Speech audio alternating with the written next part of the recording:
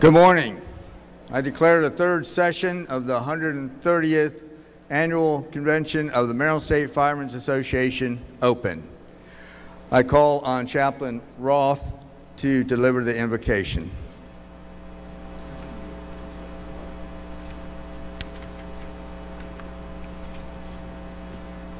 Let us pray.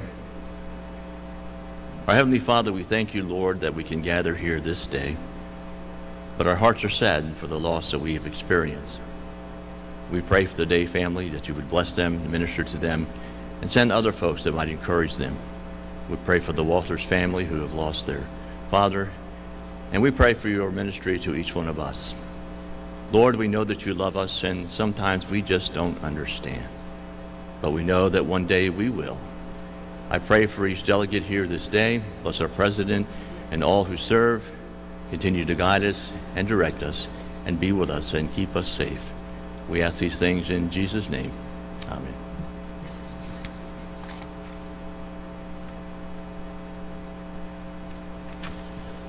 We had a very tragic event occur last night. We lost one of our young members.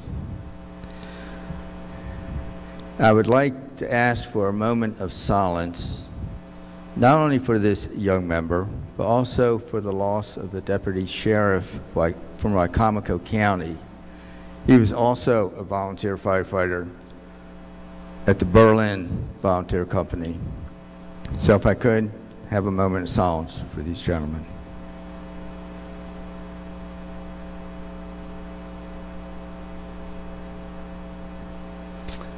Thank you.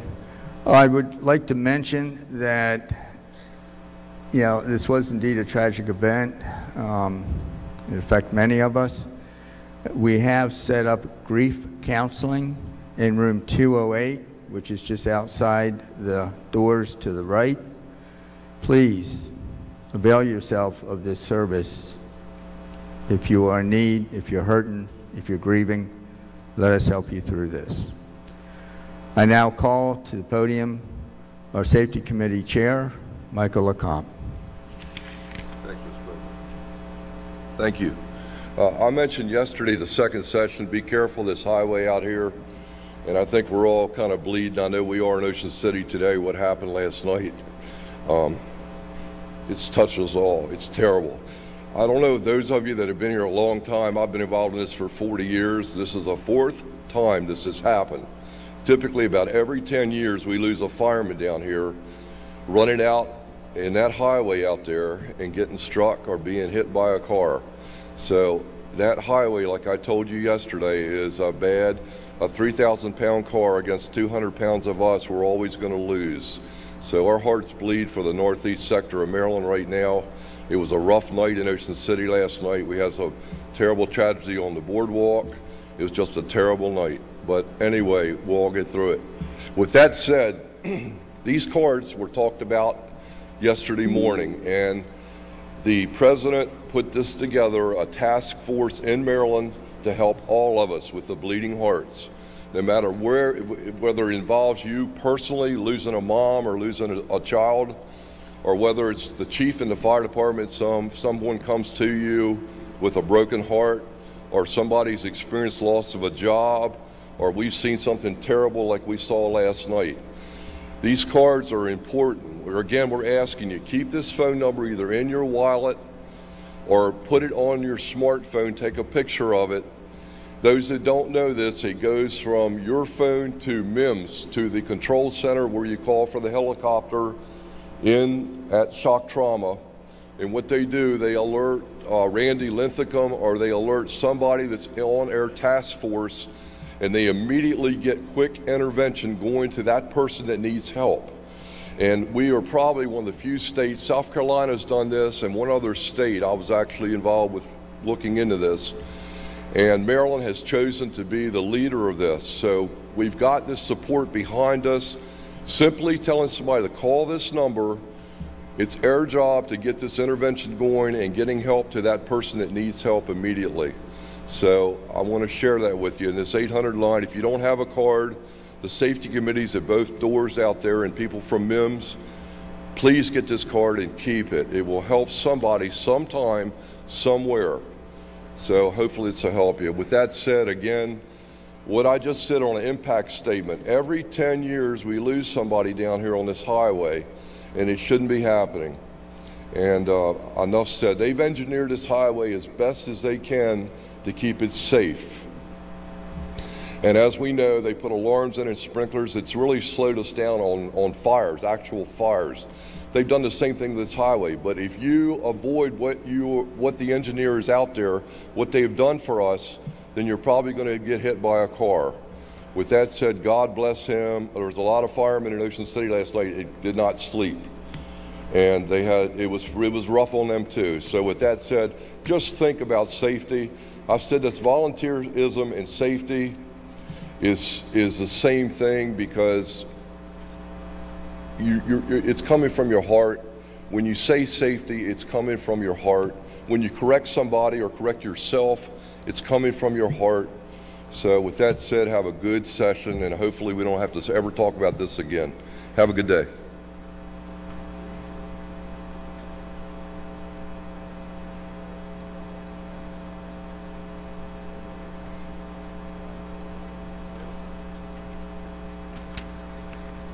Thank you for the safety message. Just a couple of reminders to visit the vendors. They are open today. They will be open till 3. They will not be open tomorrow. So this is your last day. Please go down and visit our vendors. And also a reminder to come back this evening at 6:30 for the installation of the officers. Now it's my privilege to introduce Ron Watkins, to present the Gladhill Thompson Award. Thank you.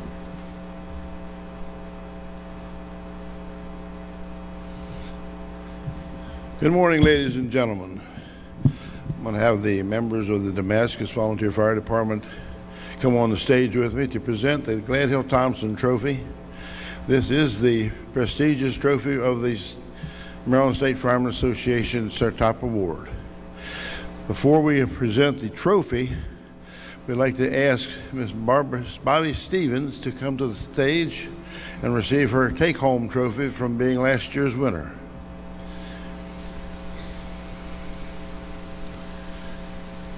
Did Bobby make it in this morning? If she's not here right now, we will make sure she gets both the flowers and the trophy to take her home. Now we'd like to announce that this year's winner of the Gladhill Thompson Trophy is a man we all know. He used to be up here, Mr. Michael Faust from Sudlersville Fire Department.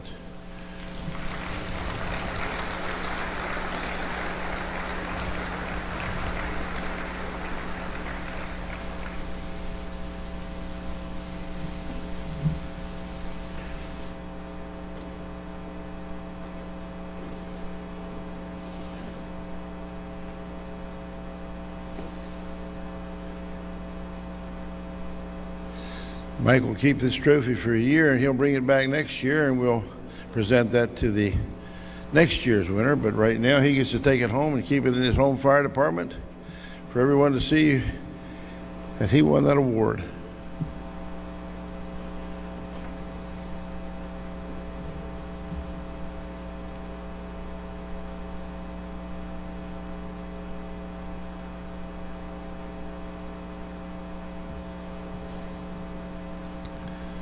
I want to thank all those who put applications in, put nominations in for that trophy, and we hope that next year many of our departments will consider some of their members to be put in for that trophy. That is basically for service to the Maryland State Firemen Association, one who's done outstanding service for us.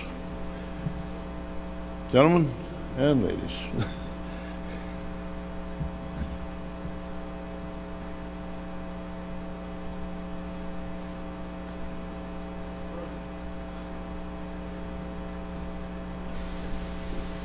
Doing all right? Yeah, this is awesome.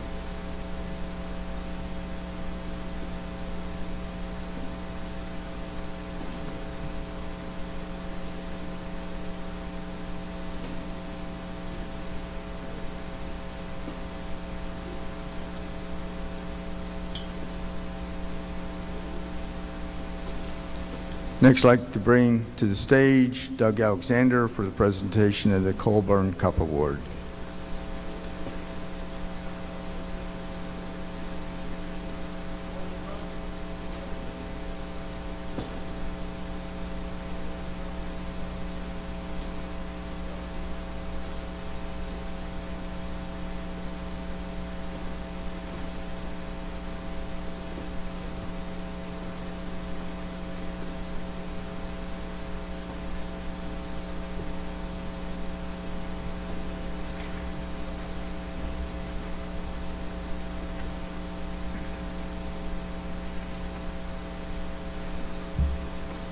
Good morning.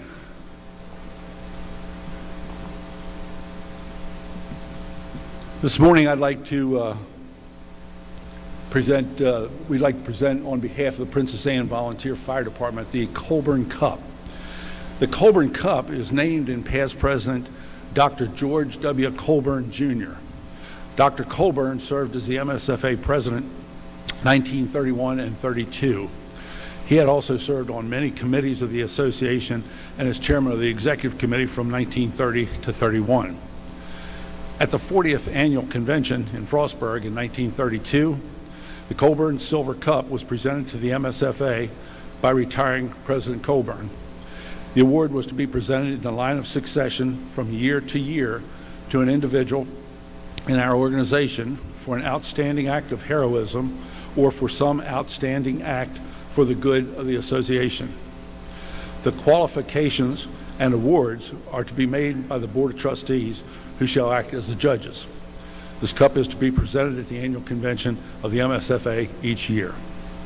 The Princess Anne Volunteer Fire Company, the home company of past President Colburn, houses the original Colburn Cup since its retirement in 1958. They now provide the Colburn Cup each year, which the recipient is permitted to keep. This year we had two outstanding submissions for the Colburn Cup, and it was a tough decision to come up with a winner and a runner-up, but that's what we have to do. The trustees, including our vice chairman here, Jeff Clements, deliberated over this and came down with a winner. And this year's winner of the Colburn Cup is Karen Montgomery of the Bryans Road Volunteer Fire Department and Rescue Squad. Now, I understand Karen is unable to be with us today, but I think we have a representative from the Bryans Road Department. We'd ask them to please come forward and accept the trophy.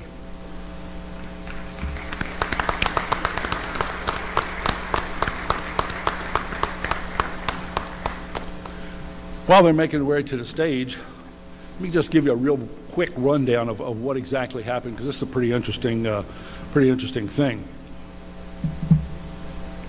Okay. Yeah. The nomination letter for Karen Montgomery came from the Bryans Road Volunteer Fire Company. Now, I'll kind of paraphrase here to speed it up a little. On June 16th of 2021, Karen was taking her daughter to a horseback riding lesson. She was driving on Chickamuxon Road heading towards Nanjamoy. A paving operation was going on the stretch of roadway. Traffic was reduced to a single lane. After returning to 2 lanes, she noticed an SUV off the roadway. The SUV crashed into a tree on the passenger side of the vehicle. She positioned her vehicle to block traffic, safety first, and proceeded to the SUV. Approaching the SUV, she noticed damage to the driver's side door as well and smoke coming from the vehicle. The driver was seatbelted and had obvious trauma to the head but was conscious. He was a lone occupant of the vehicle. She instructed a bystander to call 911. The dash was heavily damaged, but the driver thought his legs were free. Karen asked the driver if he was able to reach the door handle, but was told he could not. He advised her that his back was burning. She noticed a small fire burning in the lower part of the back of the driver's seat. She told a bystander calling 911 and to advise the dispatcher that the occupant was trapped and the vehicle was on fire. She grabbed a blanket from the back of the vehicle and began to try to smother the fire. Once the blanket burned up, she attempted to pull the driver's side door downward to access the vehicle. The bystander was trying to explain the location of the accident to the 911 dispatcher, but was not having much success in doing so. She took the phone and and advised the dispatcher who she was and that the driver was trapped, the vehicle was on fire, and to start a helicopter. She also provided an exact location of the incident. There was a delay dispatching the assignment because the call was routed to a tower in Virginia. At this point, the fire had grown in size and was burning above the driver's head. She ran to the closest vehicle and requested a floor mat. She temporarily used this as a shield to keep the fire off the victim. She then ran across the street and found a bucket and filled it with some creek water. By this time, the fire had burned the driver's seatbelt all the way through. This allowed the driver some maneuverability, and he was able to free his legs from underneath the dash. The bucket brigade was no longer an option. Karen and another bystander pulled the driver's side door down enough, allowing them to pull the driver out of the vehicle. She instructed 2 bystanders to grab a sheet of plywood from across the street. She placed her body between the burning vehicle and the driver to shield the victim from the radiating heat while the plywood was retrieved. The plywood was used as makeshift stretcher to safely remove the victim to a location across the street. The driver sustained severe burns to his arms, back, neck, and head. Karen received second-degree burns to her thumbs, wrist, feet, and chest. Karen performed this heroic issue without any personal protective equipment. It was a hot summer day, so she was casually dressed in an outfit consisting of a tank top, shorts, and flip-flops. Her quick thinking and decisive heroic actions prevented this driver from fatally burning in the vehicle. This year's Colburn Cup, as I said, goes to Karen Montgomery of the Bryans Road Fire Department.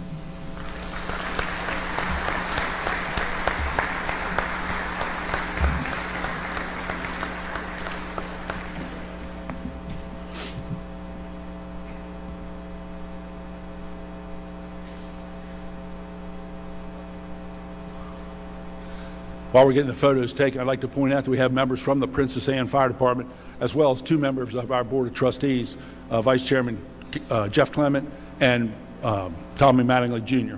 from the trustees.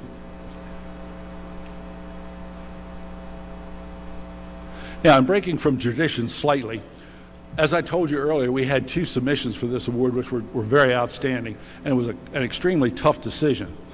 But in an effort to kind of try to promote this award just a little bit more than we have been, we're actually going to give a recognition plaque to the runner-up because it was such an unusual rescue. Again, I'll try to read very quickly. If Deputy Chief Dale Tyler is in the house from the Ewell Volunteer Fire Department, would you please make your way to the stage? Don't know if he's here. Oh, he is. Okay, great.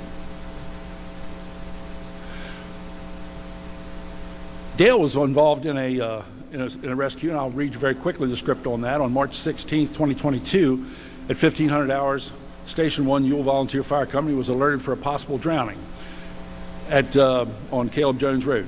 Maryland Trooper 4 was also headed for this call. Upon arrival, Ambulance 100 found that a 65-year-old mentally challenged male had fallen into the water and had been underwater in 8 to 10 feet underwater. That day, the right water temperature was 38 degrees. Deputy Chief Dale Tyler was nearby when the subject fell in the water and, without regard to his own safety, went in to save the victim, or try to save the victim, and took over two dives, diving down to find the subject underwater on the bottom. He then pulled the subject to the surface and then kept hollering for help to help get the subject out of the water and to dial 911 for help. They were both checked out by EMS once the EMS arrived, and transported the subject to Trooper 4, and then he was taken to PRMC Salisbury, where he was admitted for several days. With this particular act in 38-degree water, man by himself with no help to drag someone up out of the bottom, off the bottom from 10 feet deep, and managed to get help and save this guy. He made it through the incident. We thought it was worthy of just a recognition plaque as kind of the runner-up, if you will, for the Colburn Cup. So with that, we'd like to present Deputy Chief Tyler with a recognition plaque for his outstanding efforts.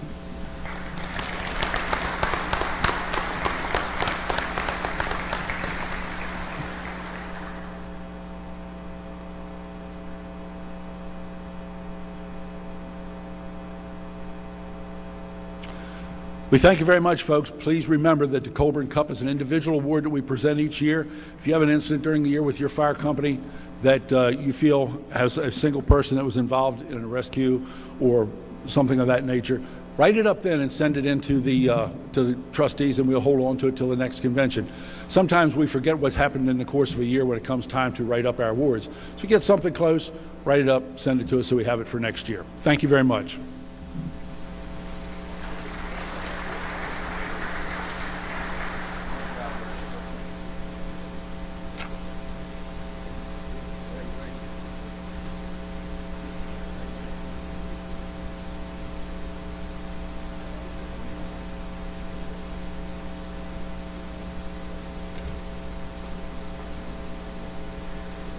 And now I'd like to call past presidents Bob Jacobs and Phil Herlock to the stage to present the Robert H. Scheimer Administrator of the Year Award.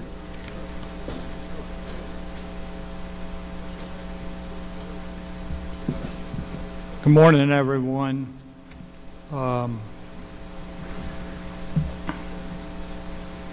First of all, I would like to inform you who our committee is made up of. Several members are on stage now. John Denver, if you're in the audience, please come forward. The members, committee members are John Denver, Philip Herlock, myself, Roger Stager. And I think it's most fitting at this time to recognize our past member, Mr. Danny Davis. As many of you know, Danny served on this committee from the beginning, and unfortunately he passed away this past March. Super individual and super committee member. So with that, we thank each one of our members for their service. The Robert H. Scheimer Award, and before I continue, it's my understanding that his daughter may be with us, Diane May. Diane, if you're in the audience, please come forward as well.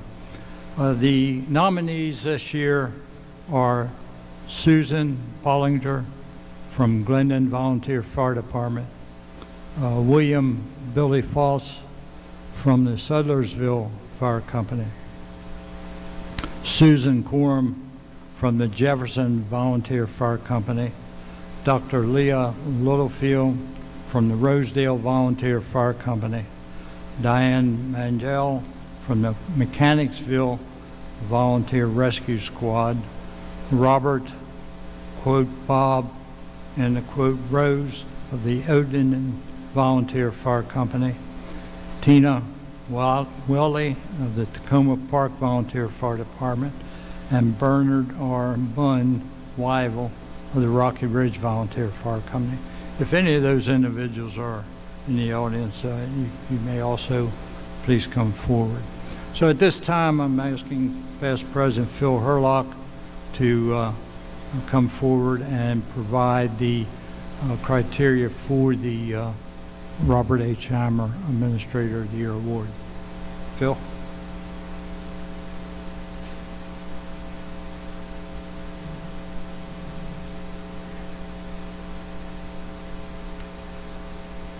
Good morning. Thank you, Past President Jacobs. Robert H. Scheimer Administrative Person of the Year Award at the request of the Scheimer family and with the endorsement of the officers of the Maryland State Firemen Association. Excuse me.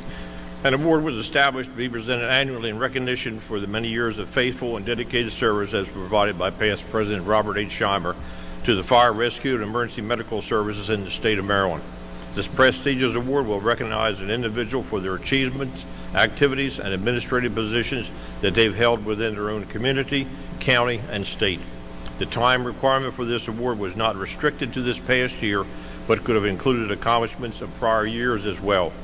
The intention of the award is to honor past President Robert Scheimer for his 37 years of continuous service to the state. Excuse me. For his 37 years of continuous service to the state of Maryland for the different roles and responsibilities that he held in his career. This award is a tribute for him,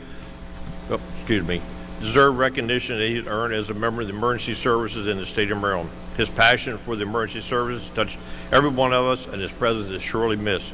Unfortunately, the Scheimer family cannot be here today. As a result, we are pleased to present the Robert H. Scheimer Administrator of the Year Award on behalf of the family.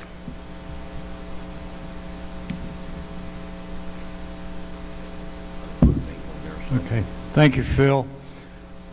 The recipient of the award this year is Robert Bob Rose.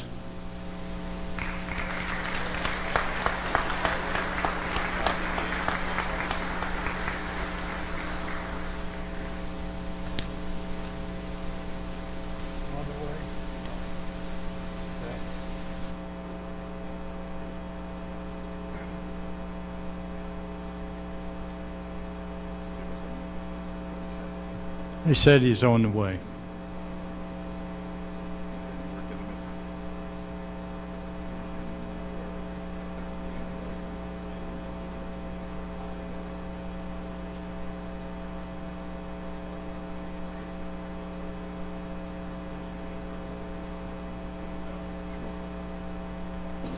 While we're waiting, if anyone else is here that we announced earlier, please come forward. We'll give you a certificate recognizing your nomination.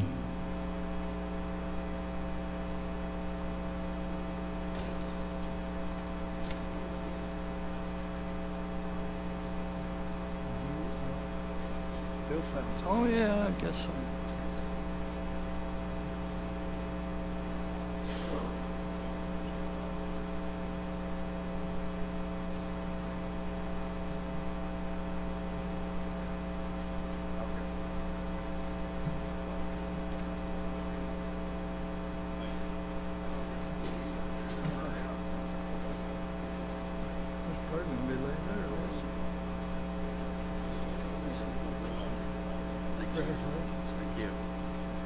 Bill, I think there's another one there.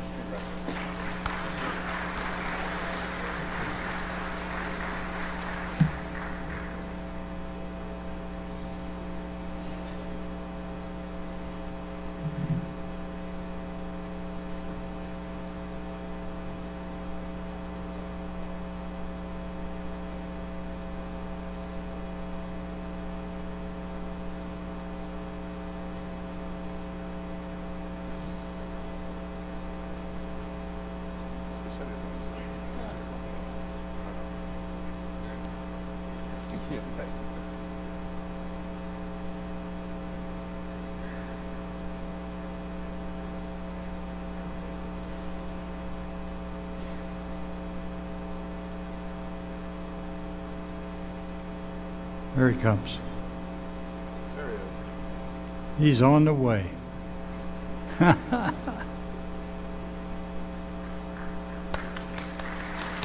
Bob Rose.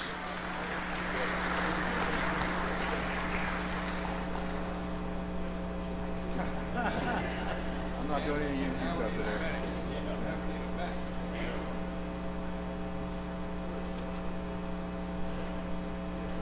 Ladies and gentlemen, it's our honor to award the Robert H. Scheimer Award to Bob Rose.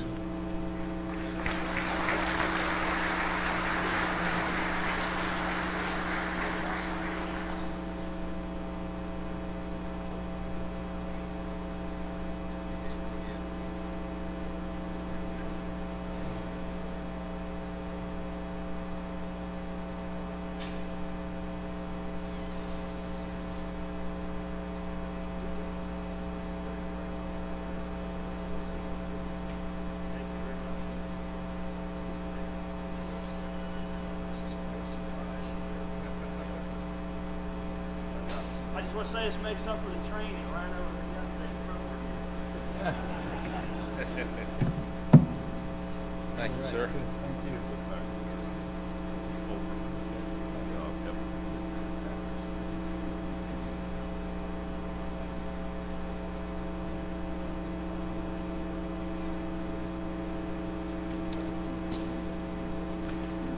I would now like to call Charles Simpson to the podium to present the Josiah Hunt EMS Member of the Year Award.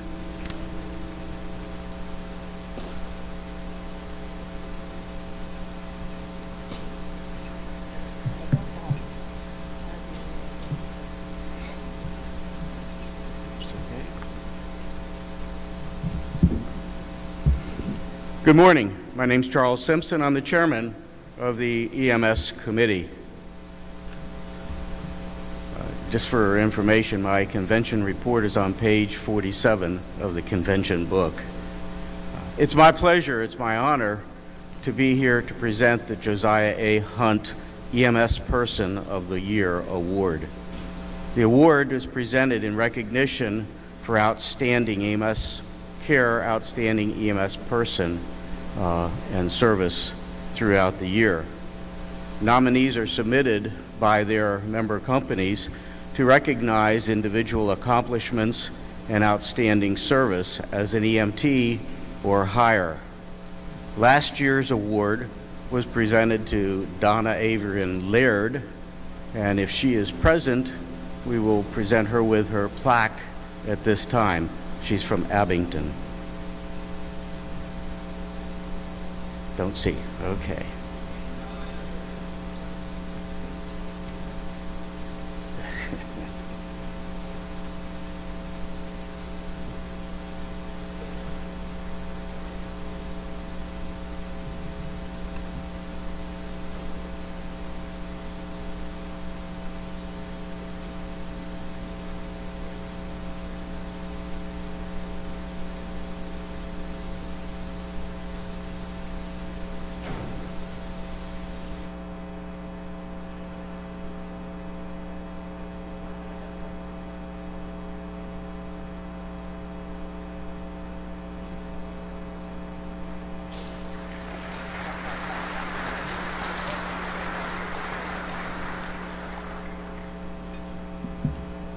I'd like to thank the EMS committee and those that have worked very diligently in getting the nominees through the process and getting this award for the year prepared, and so we can present it today. Nominations this year were received from Bonnie Hurley, Rocky Ridge Volunteer Fire Department, Rob Brandon, Odenton Volunteer Fire Department, Eric Bernard, Rockville Volunteer Fire Company, and Nicole Wu from Arbutus Volunteer Fire Company. If you are present, please come forward.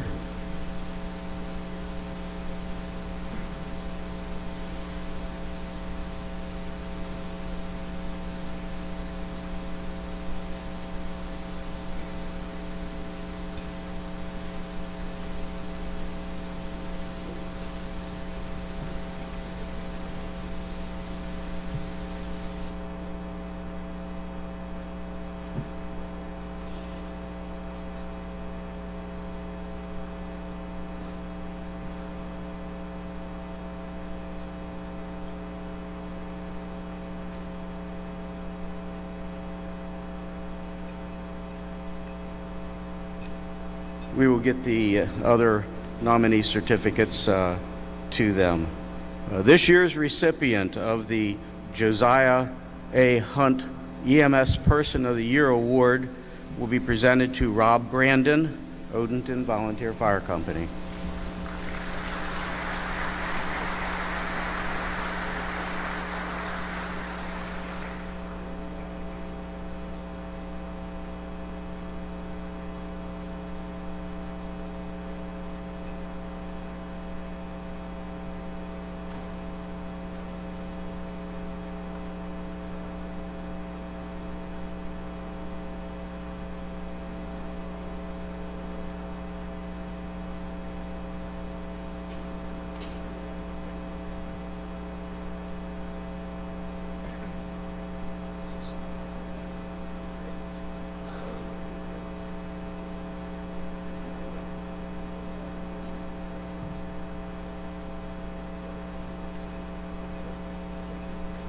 Thanks to all of our EMS providers for their outstanding service and work throughout the year. We hope to see more nominations next year. Thank you.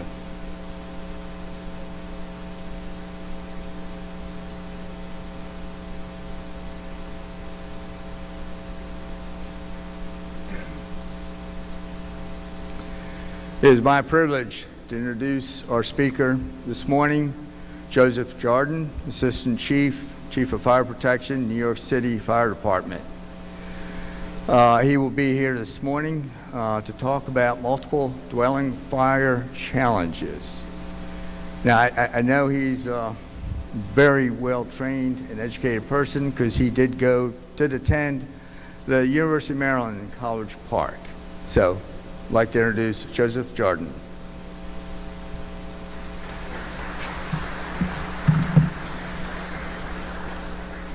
Good morning, and congratulations to the award recipients this morning and those that will follow this presentation.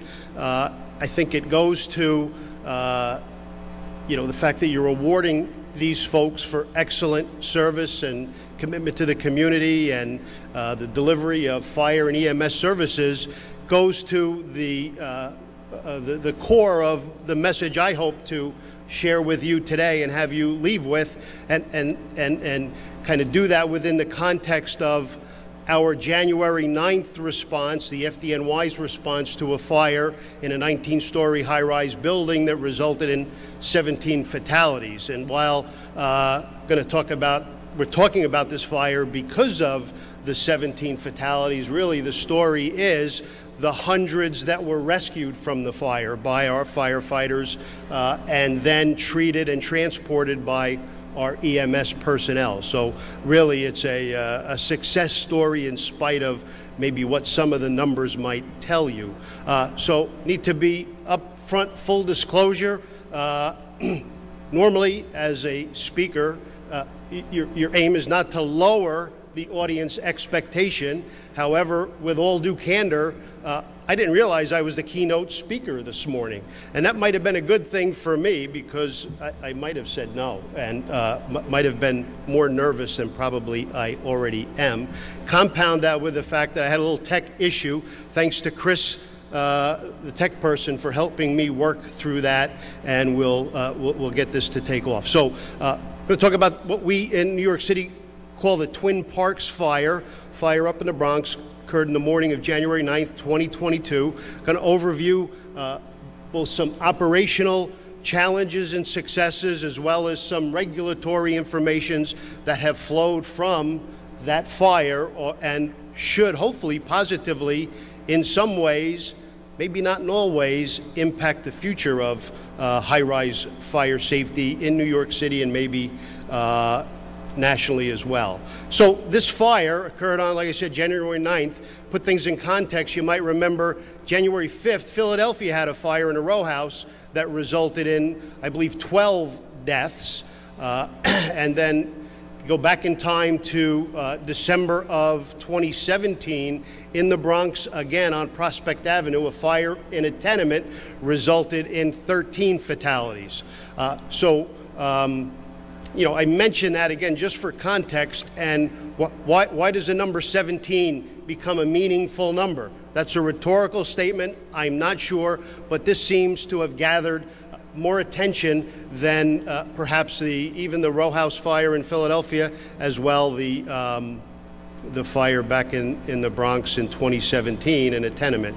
I'm going to also discuss, at the suggestion of Kenny Bush, a little bit about lithium ion, its involvement in the Twin Parks fire, but what we're seeing in New York City as a tidal wave approaching us in terms of fire hazard and impacting fire response and resource allocation. And just a bit of a disclaimer, in light of ongoing investigations, of course, I'm limited in terms of my comments. What I'm going to share is to my knowledge, mostly open source material, and the views I expressed this morning are indeed mine and don't necessarily fully reflect all the views of the New York City Fire Department. So let's see if I can get the electronics to work here. So here it just underscores, right, this was in the media the next day. By the numbers, occurred at 10 o'clock. I'll run through the timeline in a second. The headlines state 19 fatalities. It turns out to be 17 fatalities. Going to relate to a point I'll make in a little bit in terms of incident command and one of the challenges we have on these multi-casualty incidents, MCIs, which this fire rapidly turned into. Patient tracking, right, becomes an issue, and we did think there were 19 fatalities till we deconflicted several hours later. However, there were 100 rescues, in the ballpark of 100 rescues, 63 injuries.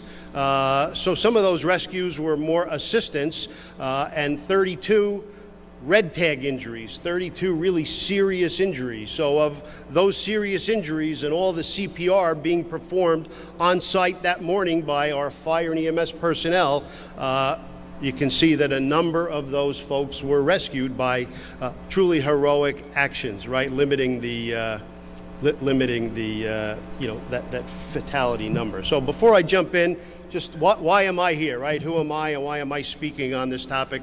I currently serve as the Chief of Fire Prevention for the New York City Fire Department. Spent more than 36 years with FDNY.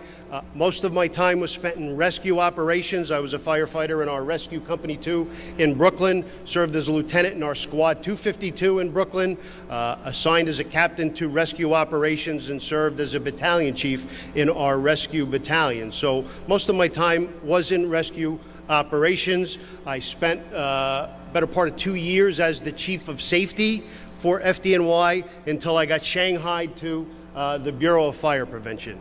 I've spent most of my career avoiding the Bureau of Fire Prevention, and they got me kind of near the end of my my career, right? And why did they get me? Well, go back in time. I was fortunate, right, and I thank you for the opportunity of being back in Maryland. My fire service career really started here in Maryland, as was mentioned. I attended the University of Maryland, pursued a fire protection engineering degree, and had the great opportunity to be a member of the College Park Volunteer Fire Department. Met so many great people that are meaningful to the fire service in Maryland as well as the nation. One of the first fellows I met when I worked in the firehouse was a fairly young firefighter, Ron Sarnicki.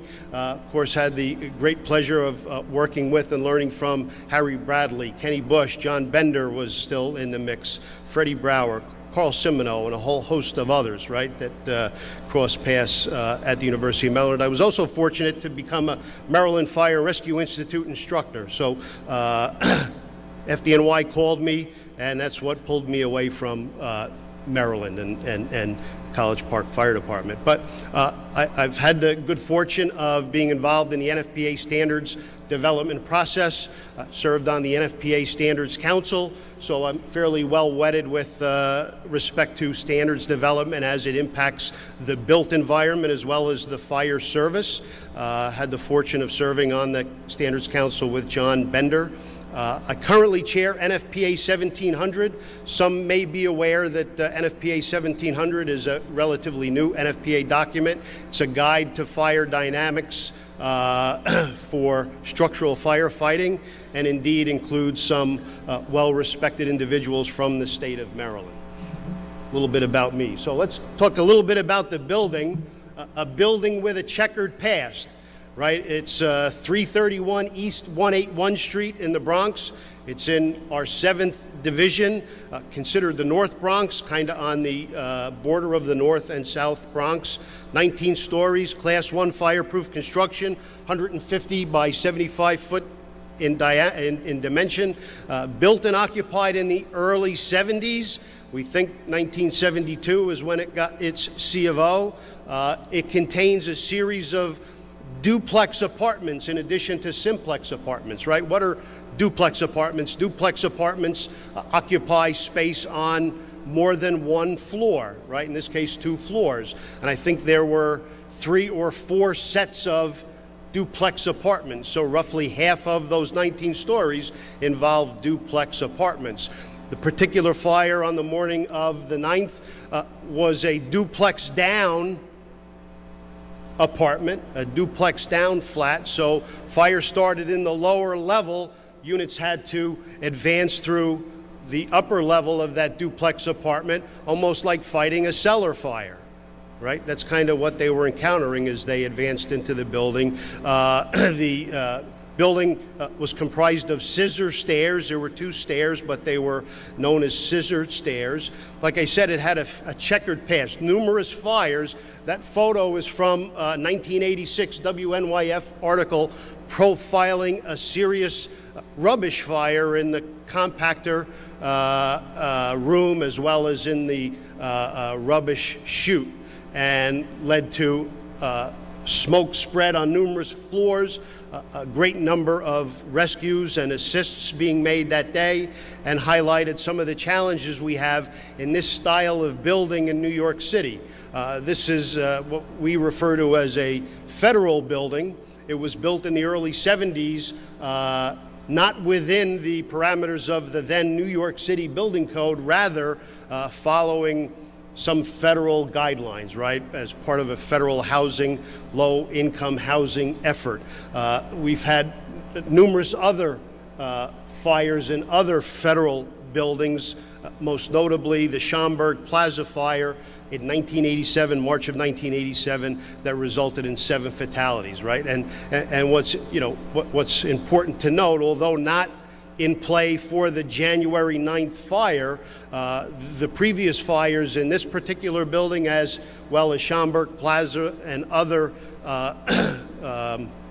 federally built buildings, usually it's almost like, right, the analogy in baseball that the hit will find the least experienced outfielder. Well, that kind of happens, right? Those breakdowns in our construction code seem to be factors, right? In the Schaumburg Plaza, it was the use of what we, from a New York City Building Code perspective, would call substandard shaft separation, where the fire was able to get out of the rubbish chute into apartments and wreak havoc and result in 7 fatalities, right? That wasn't the case here. The substantive issue here, in my estimation, was all the open doors, right? So right from Jump Street, the apartment door was left open when the occupants of that apartment fled the fire, and then there were numerous stair doors in each of the 2 stairs left open that allowed for considerable smoke spread through the entire 19 stories, right? Did I go one extra? No. So what again, I want to emphasize and highlight, in spite of the 17 fatalities, was the heroic actions that were taken by our members, men and women of the fire and EMS operations. In terms of rescues, there were aerial ladder rescues, portable ladder rescues, numerous rescues from within the building. Like I said, there was serious smoke spread to all but 2 or 3 stories, floor levels, which compromised the egress for a significant number of occupants. Right, like I said, we rescued or assisted 100 or maybe a little more than 100 folks. Excellent apparatus positioning, really adroit incident command. Our folks were committed to providing patient care. Really, I can't say enough. And often in the fire service, especially when we get to the leadership ranks, we sometimes tend to be a little nitpicky or critical of minor breakdowns, little things, but I really have to give it to those folks who worked that morning and the effort they put in. Even the mayor, one of his first major instances after being elected and starting on January 1st, commented that he was amazed by the work that our personnel did that day. Some even running out of air in their oxygen tanks was the quote he made, right? So we know what he was referring to. So really an incredible effort on the part of our folks that morning. Just some other shots from the day showing, I think, reflecting the commitment of our folks to assist those folks. So again, going back to, we want to make a positive difference safely, right? As decision makers, as policy makers, we want to imbue this in our folks, in our members, that when they respond to whatever the instance, whether it's a building fire, a bus overturned on the highway, any form of multi-casualty incident, we want to make a positive difference safely. So let me just go through the tick-tock, right? Anybody heard that term, right, for what we historically call timelines, right? The tick-tock of this event. So you can see that the our Bronx Communications Office received a phone call at 10:54 for a fire in 331 East 181 Street. And 4 minutes later, we had units on the scene. They transmitted a signal 1077. What does a 1077 mean? That's our code for a fire in a high-rise residential building. What does that do? It ensures we have what we think is an appropriate initial response for a fire in that type of building. 5 engines, 5 ladders, includes a firefighter assist and search team unit, or a RIT unit, right, rapid intervention team, 5 battalion chiefs, 1 deputy chief, a rescue squad, a certified first responder engine, a vent support unit, which is a ladder whose mission is simply to focus on dealing with smoke spread, right, and improving the atmosphere in the building. In terms of EMS, get an ALS and a BLS unit, as well as some overhead on the initial transmission of the 1077. That brings about 95 people, right? Just shy of 100 people on that transmission, right? How does that compare with your response to a building fire, right? Whether it's a high-rise building fire or, you know, even a multi-casualty event, right? We are resource-rich in New York City. We can get, you know, significant numbers of resources and personnel to the scene relatively quickly, right? So considerable response. It also brings a field communications unit, which is a unit whose role is to serve as a go-between the incident commander and the borough communications office for ensuring that there are appropriate and timely communications. So right shortly thereafter at 11:03, following reports of heavy fire out the windows on the 3rd floor in the rear, which there was a picture of that earlier, and receiving reports of you know, numerous, and you'll see coming up, you know, reports of people in distress and smoke spread, transmitted a second alarm. An interesting aside is, and you know, no reflection on this individual's acumen or incident command capability, but it just so happened that the incident commander initially was a battalion chief acting in the role of deputy chief, an acting deputy chief. He happened to be the same individual that was the first arriving battalion chief at that fire in 2017 that resulted in the 13 deaths. Now that has nothing to do with his abilities, right? The outcome doesn't reflect this individual's abilities, just irony, right? But he did an excellent job teeing up the response to ensure that we continue to flow in the resources necessary to deal with this punch in the nose, right? The Mike Tyson analogy, right? The 1077s for us in New York City, just for context, when I was in the rescue battalion, we were assigned on each 1077 response, fire in a high-rise building, often might consider them nuisance responses, right? Citywide, it could be a little smoke in an apartment, could be a one-room fire handled routinely by first engine, first ladder. So very often, right, even though it could be on the 8th floor, the 20th floor, handled without much fanfare, much impact, right? So this was not that, obviously. So you can see that quickly, 11:14, we're starting to, 11:07, 11:14, starting to get reports of additional 1045s being fire victims, That's the New York City Fire Department code for fire victims. 11:19, a third alarm transmitted. 2 minutes later, a fourth alarm was transmitted. That fourth alarm was transmitted, and the guidance for the incoming fourth alarm units were to report in with their medical equipment, their certified first responder and other medical equipment, and they were going to focus specifically on assisting patients being brought outside. Right? And so that's what they did. So really forward thinking on the part of the incident command staff there. And you see as we go through this timeline that the patient count continues to rise. Additional 1045s are transmitted. 11:48, several minutes later, the fifth alarm is transmitted. At this point, mostly for relief, but think about, and I know many of you have an experience with rescuing fire victims and the impact one fire victim has on your resource allocation, right? Think about removing a fire victim from a second floor bedroom in a 2-story private dwelling, right? When I think about that, I think about, right, that's a ladder company function in New York City. Our inside teams, it's an officer and 2 firefighters.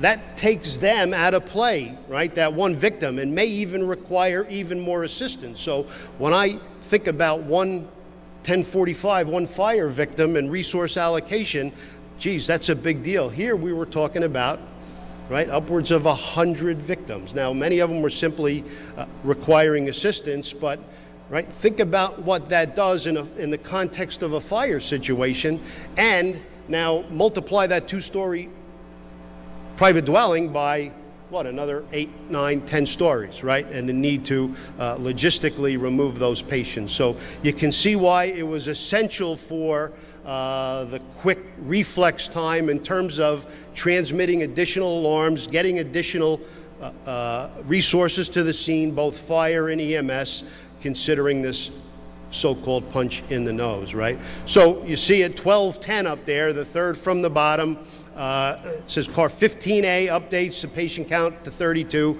26 of which are red tags. Remember I said we had a total of 32 red tags by the end of this incident. 17 of them turned out to be fatalities, but you know, many of those other red tags were in need of CPR and having that performed at the scene. So the patient count continues to rise just a little bit. And then just finish it off here with, right, at 12:33, car 15A, that's our citywide tour commander for the tour, a fellow named Frank Lieb, friend, colleague, currently the chief of our Bureau of Training. Right, it finishes out patient count up to 40, 31 red, 2 yellow, /orange, 7 green. Well, later on that rises, right? Walking wounded come out, a lot more green tags we discover, and so, like I said, about 100 folks were assisted, 32 of those folks green tags. Let me see how I'm doing on time here. So, doing okay. So, this is the aftermath, right? Doesn't do justice to the smoke spread. Probably could have used another photo to illustrate after the considerable smoke spread throughout the entire building. All but 3 stories, I think, were heavily involved with you know, considerable smoke spread. So let's keep things on track here. So just quickly, I'm going to go back to operational considerations, again, aimed at the decision makers, policy makers here. Regulatory impacts of this fire. Prior to this fire, there were a couple of federal bills contemplating residential sprinklers in high-rise and or low-income housing you know, situations. They're still out there awaiting action. To my knowledge, no action has been taken. But this fire was started by a space heater, right? Our fire marshals, our Bureau of Fire Investigation, determined that this fire was started by a space heater. Too close to bedding was the initial cause. So that has become a focus, right? Subsequent in terms of regulatory activity. right? Both locally by our city council members, as well as federally by the, the congressional delegation from that area. The doors, and the fact that doors weren't closed, they're supposed to be. They're required by code to be self-closing, all the stair doors, all the apartment doors. However, we see it over and over and over again, right? So subsequently, there's legislation to, I don't know, double dare people. I don't know how you, spin it, coin it, but we've kind of got that covered already, yet there was legislation by the city council to make sure we do that. We're going to double dog dare you to close your doors, right? But it's also going to put more accountability not on us necessarily, the fire department, even though we do have a role in obviously ensuring fire safety, conducting fire inspections. But this housing type is overseen by another agency in New York City called Housing Preservation and Development, and they are responsible for the more routine oversight of the door and ensuring that the apartment and stair doors remain closed. Also some legislation concerning signage, posting signage in lobbies of buildings such as this, on doors, in the apartments, to send the message, the public safety message, to ensure that the doors are self-closing, close the door, right? So one other piece that's been heavily emphasized is public education. Put more burden on us, if you will, more responsibility on FDNY to do more public outreach on the topics of closing the door, space heater safety, and such. However, what I have yet to see is responsible, proactive legislation involving retrofit sprinkler requirements, right? It's happening. We know it's happening elsewhere. I think talking with Kenny Bush last week that maybe Maryland is moving in that direction, and certainly applaud that effort. What we need to see in New York City is more responsible action, some proactive efforts on the part of our elected officials, our city council, and those policy makers to influence, right? Because that's regardless of, right, what's going to happen going forward. Maybe the doors will be self-closing, some may not be, right? We can't guarantee every door in every building in New York City, and there are a lot of buildings in New York City, those doors will close. What was an issue in Philadelphia and an issue in the 2017 Bronx fire was juveniles, right, and juvenile fire setting. I don't know that the legislation we've seen so far is going to, make that go away. In spite, right? I know the fire service in general, and we in New York City, certainly from a public education perspective, address that issue. However, it seems to be a constant, right? Candles, the use of candles for religious or other reasons, loss of power, right? That's going to continue to be a thing, as well as unregulated space heaters. So, right, circle back around to why aren't we talking more actively about retrofit sprinkler legislation in New York City, right? And that's not looking for an answer. I am looking for an answer, but certainly not from this body, right? So regulatory impacts, I think we'll see some that will be beneficial, but I'm hoping to positively influence, perhaps work with the National Fire Sprinkler Association to influence our elected officials to focus more specifically on retrofit sprinkler legislation. So, circle back around to where we started, right? Are you prepared? Are you ready? As, chief officers, as, those elected to oversee the fire department, make decisions in terms of resource allocation, resource response. What if your department had an incident requiring 60 ambulances, right? I'm sure that, and coming from Maryland, having spent time in Prince George's County with College Park and knowing the, the metropolitan makeup there, that there are in place, right, existing mutual aid agreements and probably predetermined responses. Rhetorical question, is that the case throughout the state of Maryland? Right, and are you prepared to have 60 ambulances respond and oversee that response and track that response? Right, overturned school bus or bus on the way to a casino, a fire in a hotel, or many jurisdictions in the state of Maryland have buildings that look a whole lot like 331 East 181 Street. Right, so it wouldn't be a stretch to, expect that could happen. Now, hopefully, more of the buildings in the state of Maryland are sprinklered than we experience, but that's the case. How about hospitals? Can they accommodate the influx, and has that been predetermined by your, your pre-planning and your mutual aid, plans in place? How would you track resources on the scene, and then, patient tracking as well? Right, we're fortunate in New York City, again, resource rich. We had fifth alarm. Let me just, I think I wrote down a number here. I'm just going to go back and take a look in my notes in terms of the total number of apparatus and people we had on the scene. I may have skipped over that. Where is it here?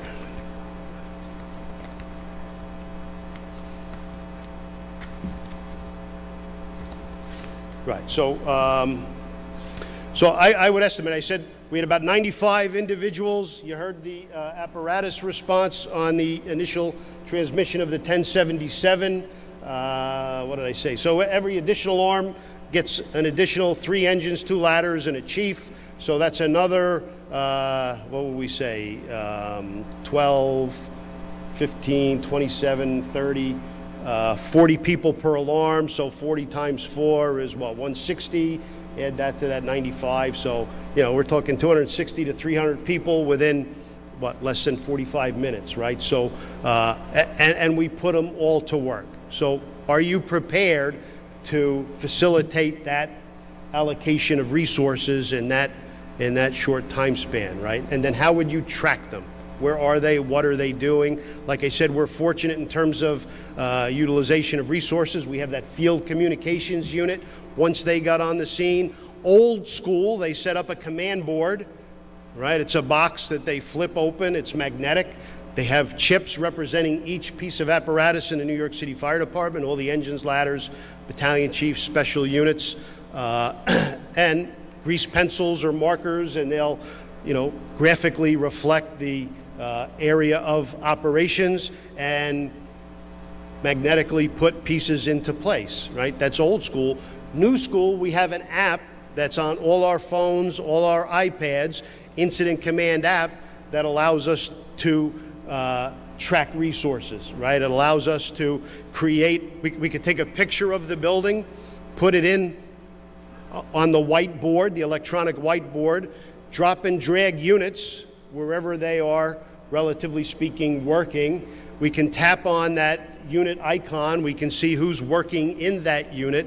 So really is a value added for us in terms of tracking resources for efficiency and performance on the fire ground, but also for firefighter accountability, right? It takes data from our electronic riding list, we refer to it as, and it allows us to really, as good as we have ever been able to, account for our people and where they are. And should we have a collapse or some problem, we can quickly determine whether or not our individual firefighters are okay or not, right? So patient tracking, a big deal. Where are all these folks going? Staging areas, right? Have you considered that?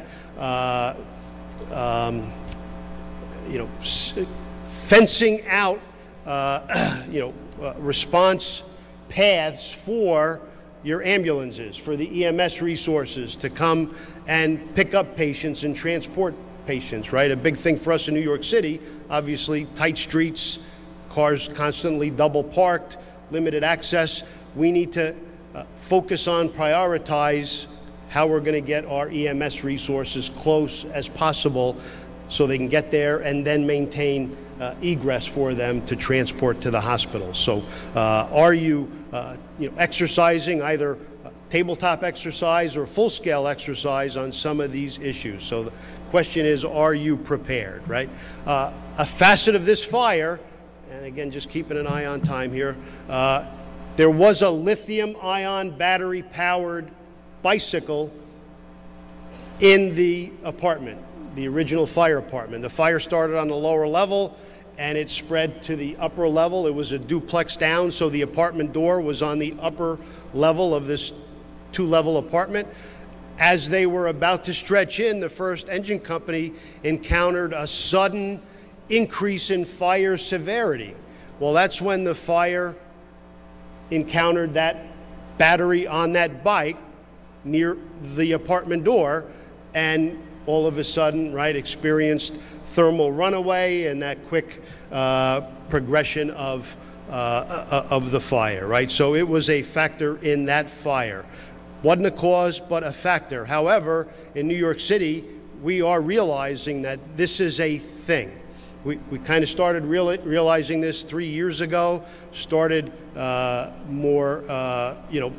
tracking it more than we had in the past. Still not part of our fire reporting system. However, we've tasked our Bureau of Fire Investigation, our fire marshals, to track this for us. We've educated our incident commanders, and really we've coined every response that involves a lithium-ion battery as a hazmat response. And we have a hazmat resource assigned to that incident to ensure that we demobilize safely and effectively, right? So here are just some examples of fires we and others have experienced. So I think I'm working with my friend Chris, who's going to play a video of a fire that occurred back in December in Lower Manhattan. That engulfed their apartment at the Jacob Reese houses.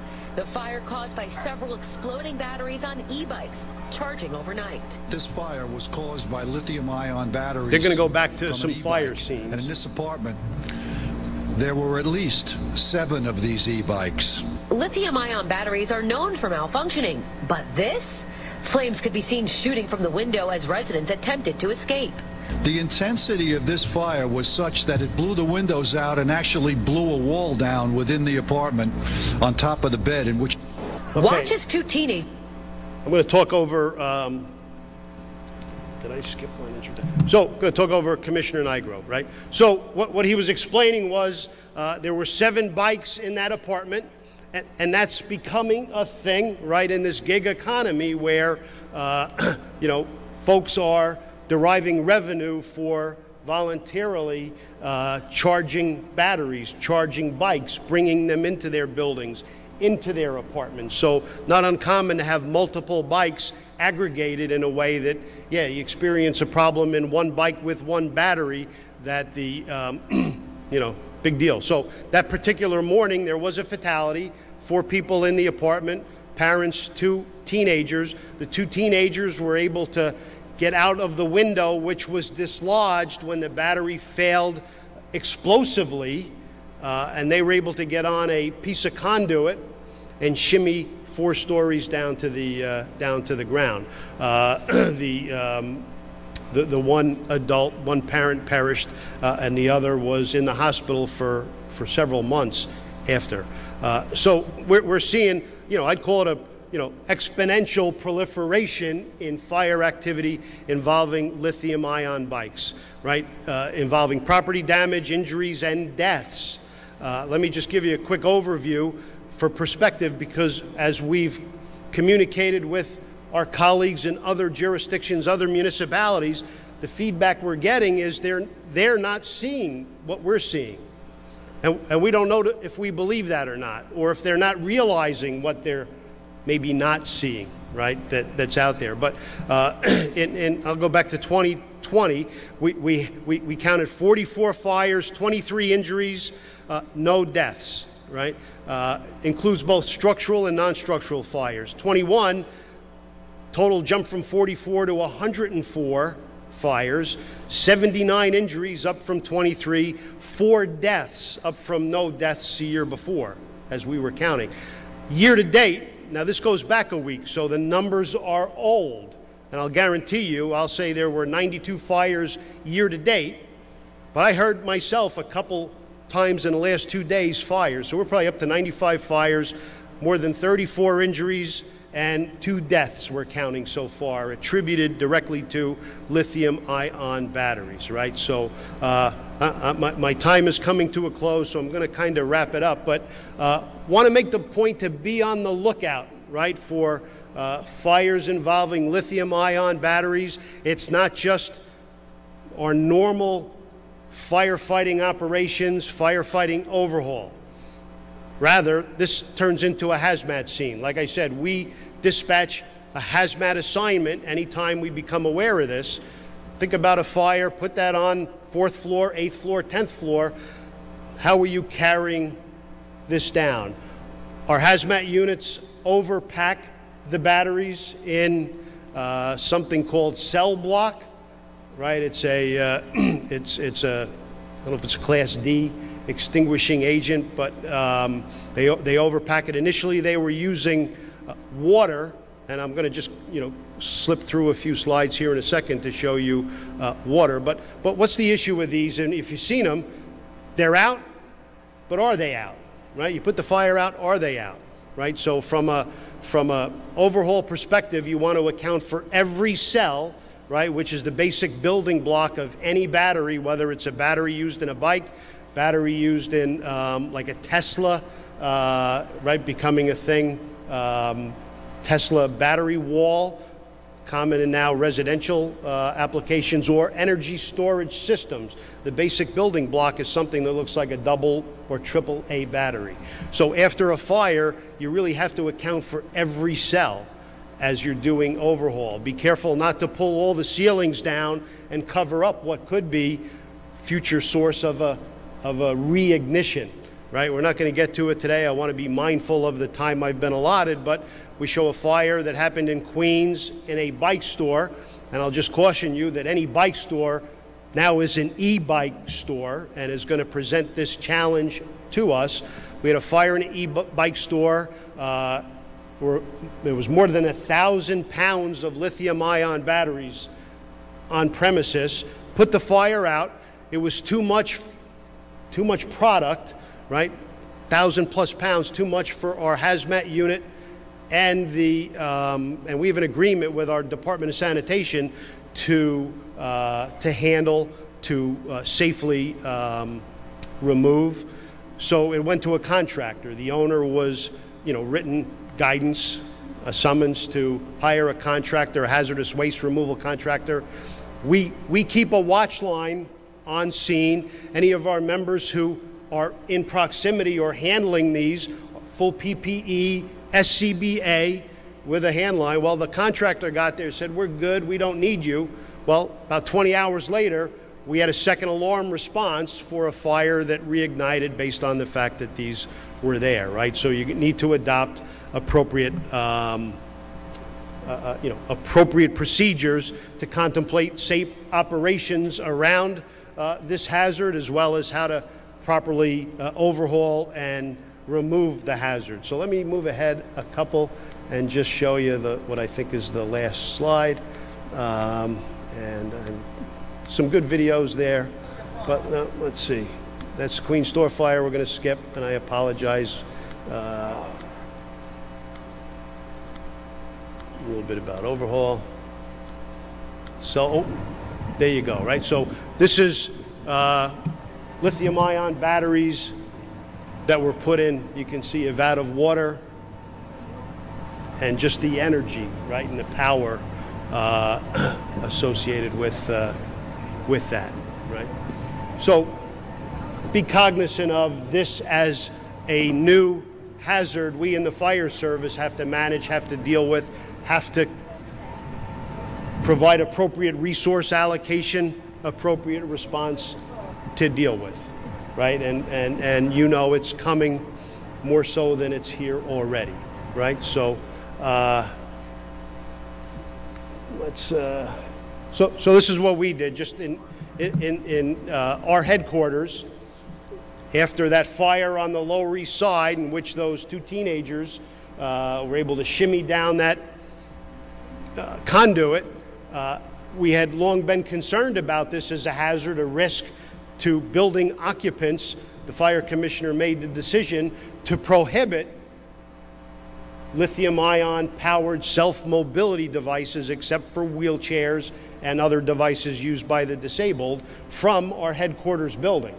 I just learned last week that our housing authority, New York City Housing Authority, responsible for all the public housing in New York City, is proposing a rule to prohibit these devices from the grounds of their residential buildings.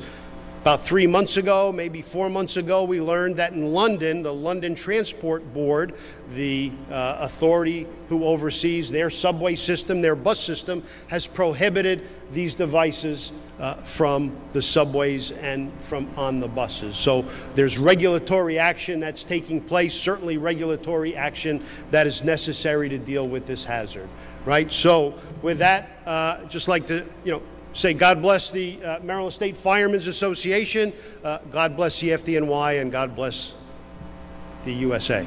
Thank you.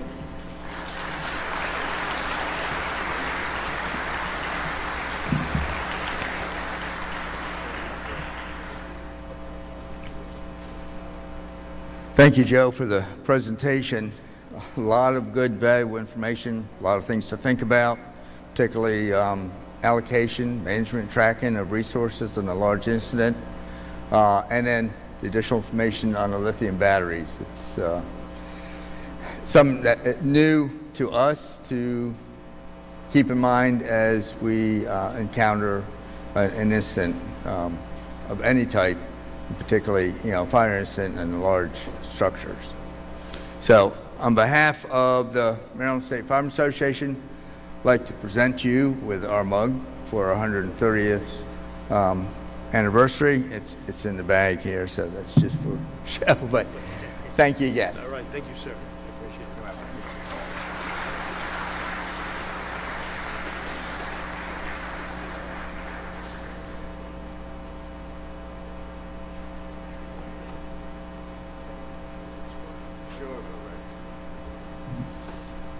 So just one shameless plug here, not shameless, but a plug. Keep your eyes open. Anybody interested on this topic of lithium-ion battery-powered self-mobility devices and operational and overhaul concerns, FDNY, along with the UL Fire Safety Research Institute, as well as NFPA, will be hosting the first week of September a two-day symposium on the topic. So some may be interested. It's going to be at our Fire Academy in New York City. So with that, have a good day.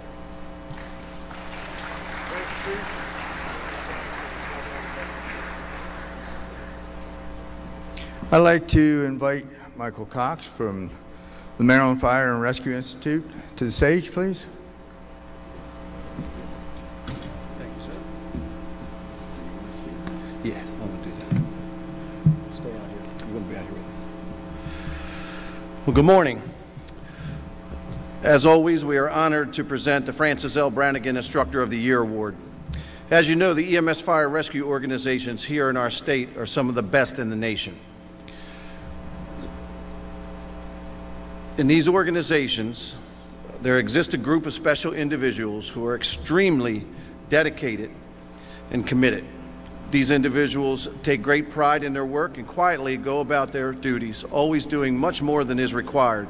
And although limited in numbers, these individuals are the hardest working, most dedicated individuals who are always willing to accept a challenge. They routinely go above and beyond the call of duty, putting forth that extra effort to make these agencies the best that they can be. However, you'll never see their exploits recognized in the daily newspaper or on the 5 o'clock news. They operate quietly behind the scenes, participating in various activities over and above the call of duty. This year's award winner is one of these individuals that I've just described. As an Annapolis area resident, they became interested in the fire department as a teenager and joined a local volunteer fire department. Shortly thereafter, she accepted a position as a firefighter in one of the career departments in the state, where she continues to work today. In 2013, she became an instructor with the Maryland Fire and Rescue Institute, where she has taught EMS and ALS and fire disciplines. She has consistently led 1 to 2 EMT classes a year and also provided support instruction to various other classes in multiple disciplines. In fact, during the last 2 EMT classes, she has led within the past 18 months 2 classes that had 100% pass rates for those that were eligible for the National Registry EMT exam. This is a tremendous accomplishment given that the national average for passing EMT is only about 67%. In addition to her unrivaled success as an EMT instructor, our award winner continues to log between 800 and 1,000 hours of instruction in most years. Along with or outside of her MIFRE instructional time, she has also instructed various academy status programs in her home department, including her department's recruit academies, as well as the development and delivery of EMS continuing education programs. Throughout her service, she's continued to earn the respect of her peers, co-workers, and fellow instructors. By making a conscious commitment to always place the needs of her students and the organization above all else, she does this while continuing to make significant progress to ensure the success of these programs, even in her own off-duty time. Outside of the classroom, she continues to be a mentor to her students.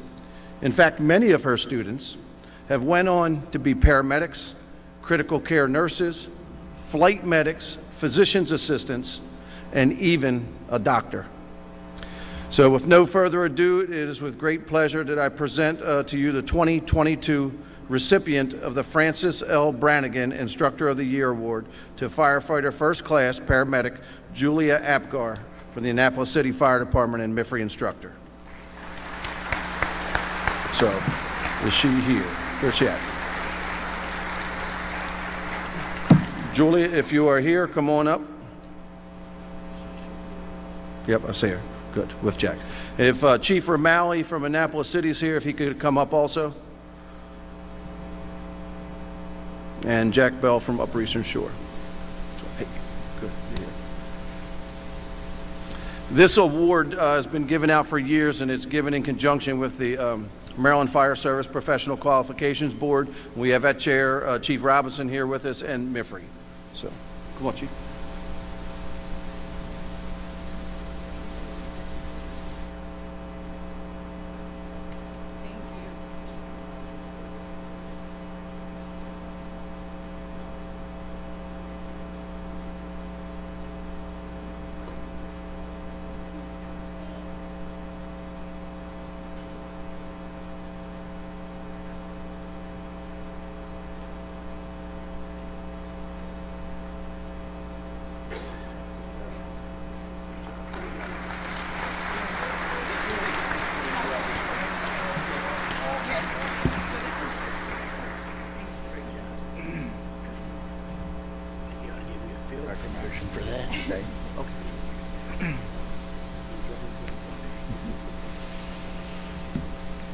Director Cox, we have a resolution for you. I'm not going to read the whole thing, but it's from my heart that we present you with this resolution for your leadership and I don't know what I'll say, quality of work that you do with MIFRE. It's been a pleasure working with you, sir. Thank you. Appreciate it very much, sir. Thank you.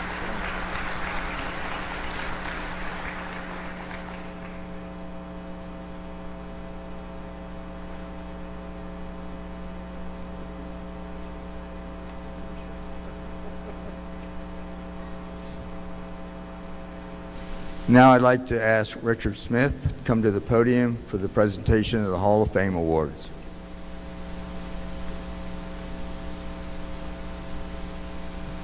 Thank you, Mr. President. I'm Richard Smith, Chairman of the Hall of Fame Committee, and we also look over and choose the Marbury Gates Award. At this time, I'd like my committee to come to the stage, please.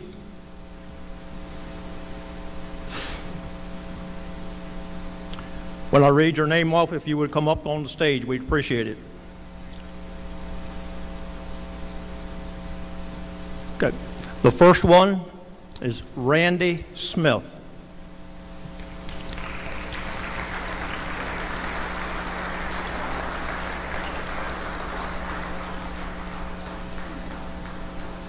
Is he in the audience? Come on up, Randy. And next, while Randy's making his way, is Timothy R. Robbie Blackiston. Come on up, Robbie.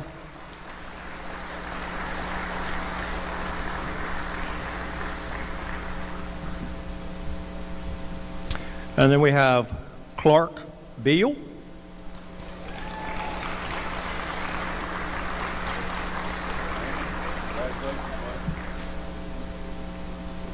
Next, we have Michael Fouts.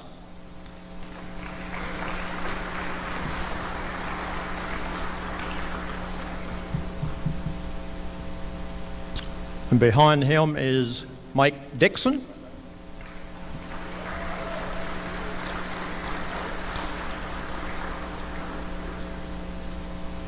And then Eldon L. Blunick, Jr. Somebody from his family, please.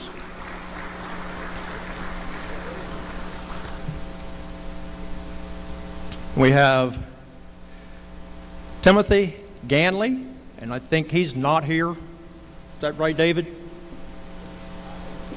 And David's going to accept for him. And then we have Karen Lohman.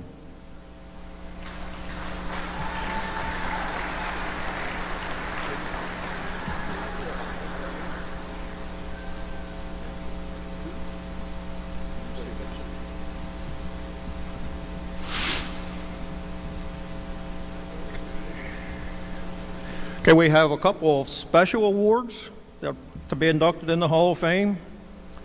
The mayor was inducted on Monday. So we have Mr. James Springer.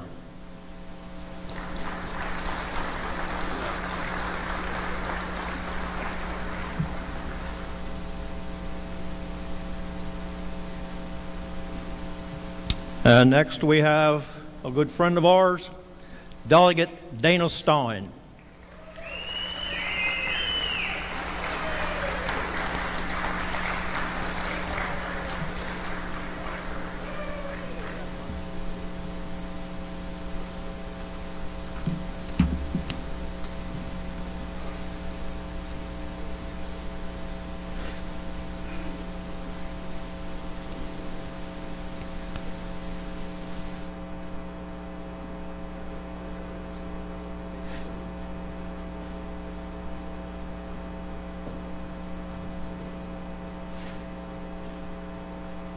Ladies and gentlemen, the new inductees of the Maryland State Firemen's Association Hall of Fame.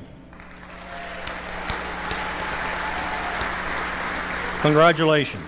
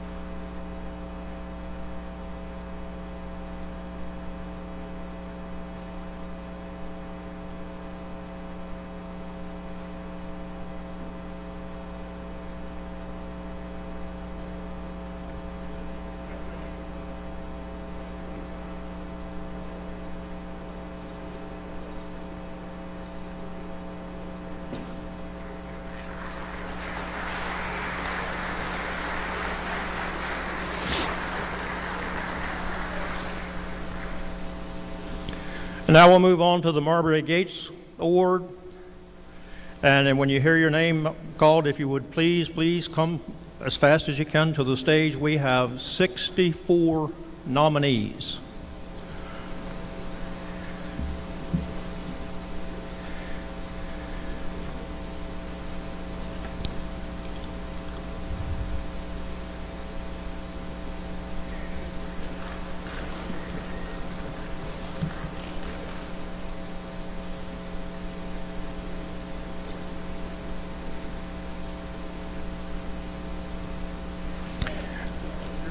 When you come forward, if you would line up in front of the stage, please. And the first one is Dale Klein, Sr.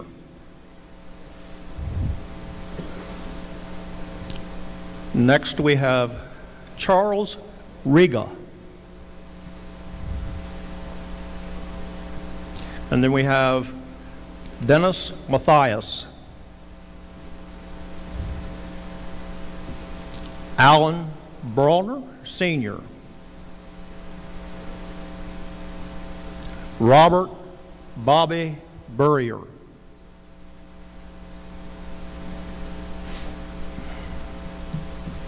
David R. Stair. George Edwin Arbaugh. Melvin Starner. Michael Charles Geist. Robert W. Smith.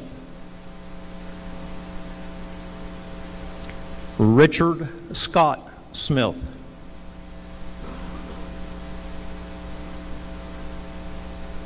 Malden Brunel Miller, Jr. Gary Hilton. Dennis Moore.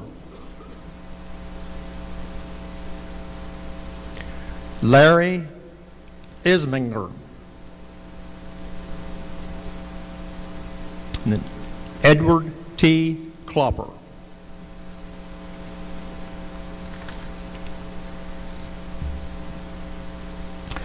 And next we have Claude Gamble. John F. Bender.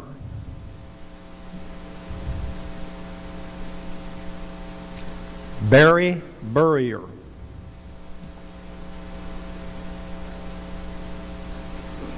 Henry Engram.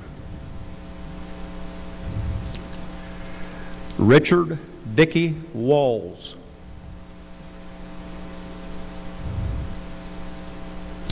E. Theodore Kimball.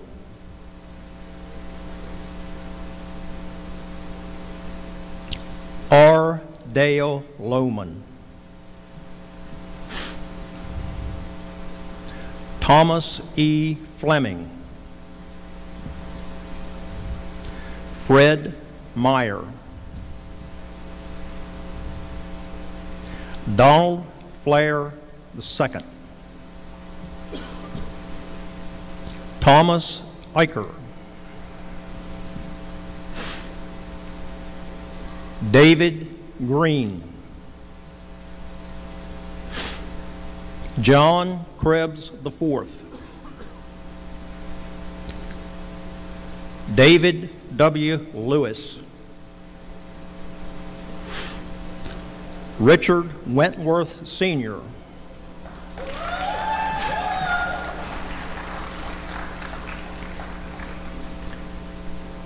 Edward Brinkley.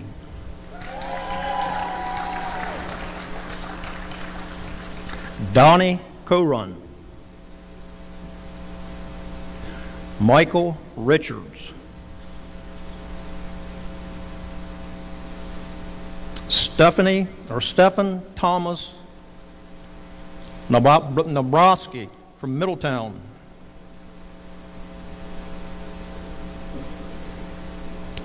Robert E. Nutty Boswell. George Clancy, Jr. Carl B. Sully.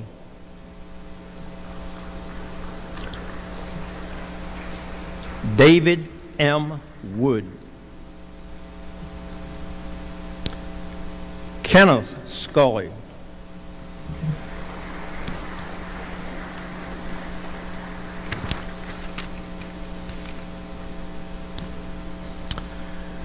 William Bill Hildebrand.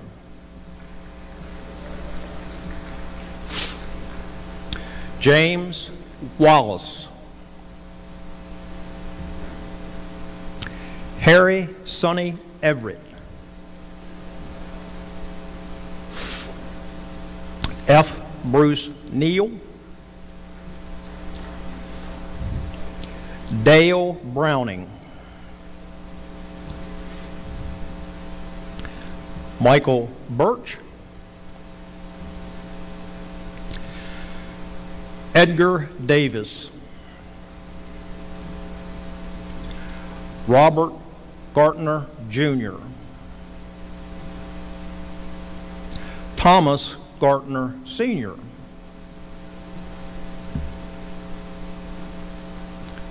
H. Dietz Warfield, Jr. I don't think he's here. I think Ron Watkins is going to accept for him. This young man has 75 years of service to the fire service in the state of Maryland.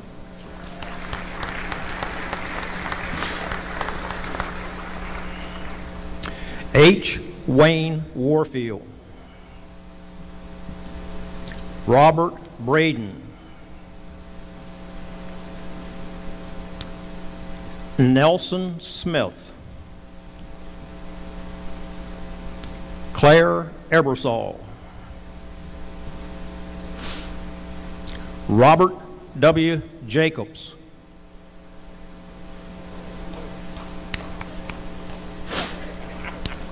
James Dixon.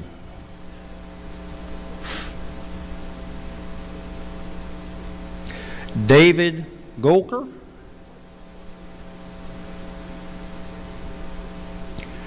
John T. Jack Ferguson III.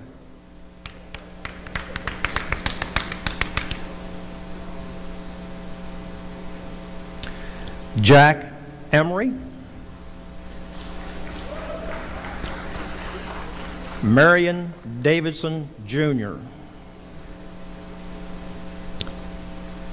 Hugh D. Owens.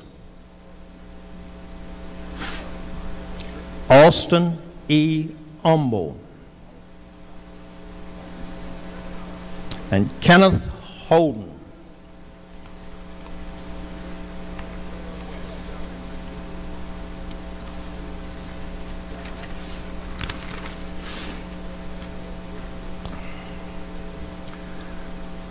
Ladies and gentlemen, standing before you represents 3,410 years of service to the great state of Maryland for this volunteer fire service. Thank you.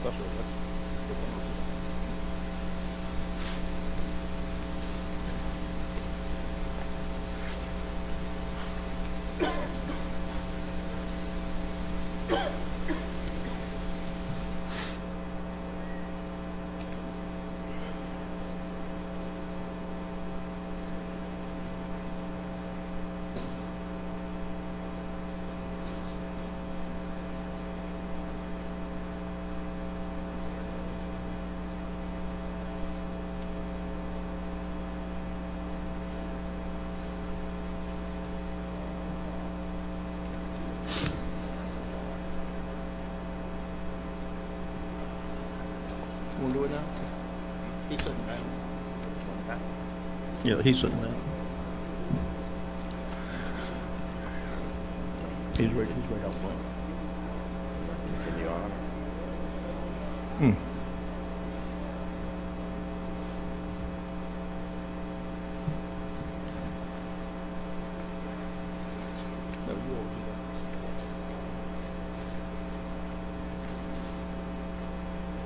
You want to do it before they all get stuck?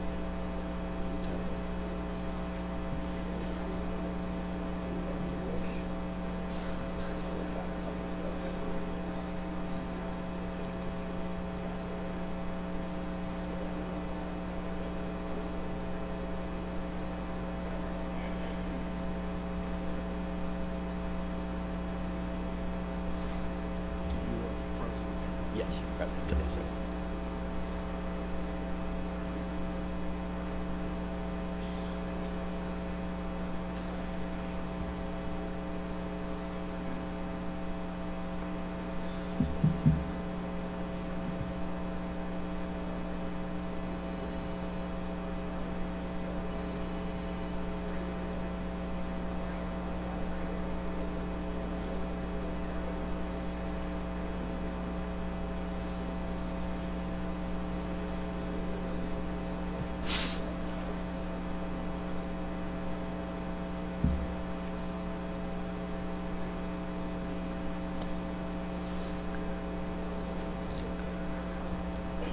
Ladies and gentlemen, before I turn the mic over to the president of Rockville, I would like to thank all the companies for their nominations. We had 64 nominees this year, and that's the most we've ever had.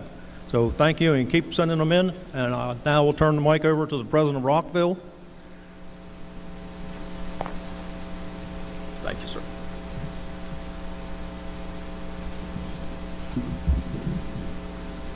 Good morning, ladies and gentlemen. You heard 3,460 years of service. That is incredible. I think everybody deserves a huge round of applause for that amount of service.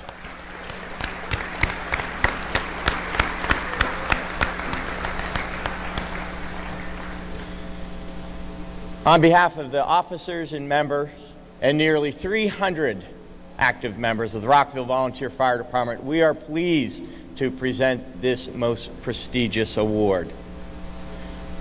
With me, I have many of our officers and members assisting, including Fire Chief Jim Vagonis. Let's talk about what it requires to be nominated for this award. A minimum of 50 years active service. So that makes the year 1972. What occurred in 1972? Well, the average price of gas, anybody want to guess? And it's not $5. The average price of gas, anybody remember? 38 cents, and that's from Clarkie Beale.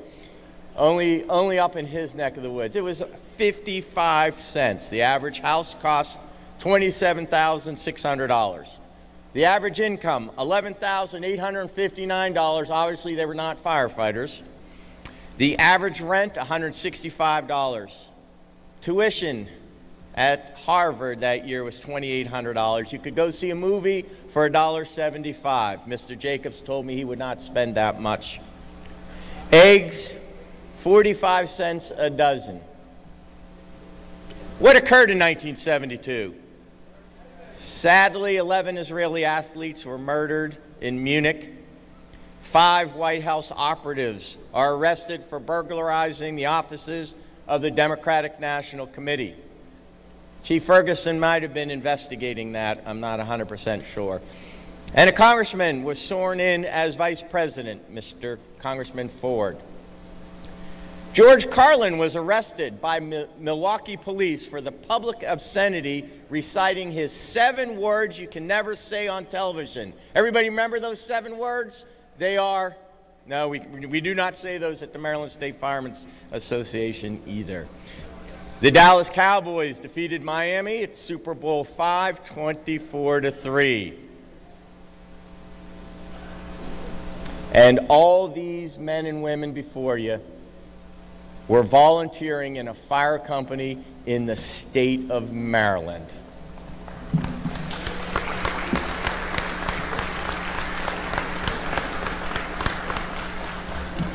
Just incredible. As we heard from Mr. Smith, Chief Smith, the most ever nominations for this prestigious award, named after one of our founding members who lived the longest. He made it, survived to our 70th anniversary. This year, we are celebrating our 100th anniversary, a year late due to COVID. But only one of these fine individuals can receive the award. The Rockville Volunteer Fire Department is pleased to announce this year's winner, and I'm going to start by reading the letter. Dear Chairman Smith and committee members, enclosed, please find the Citizens Truck Company submission for the nomination of Robert W. Jacobs for the Marbury F. Gates Award. Come on up there, Mr. Jacobs.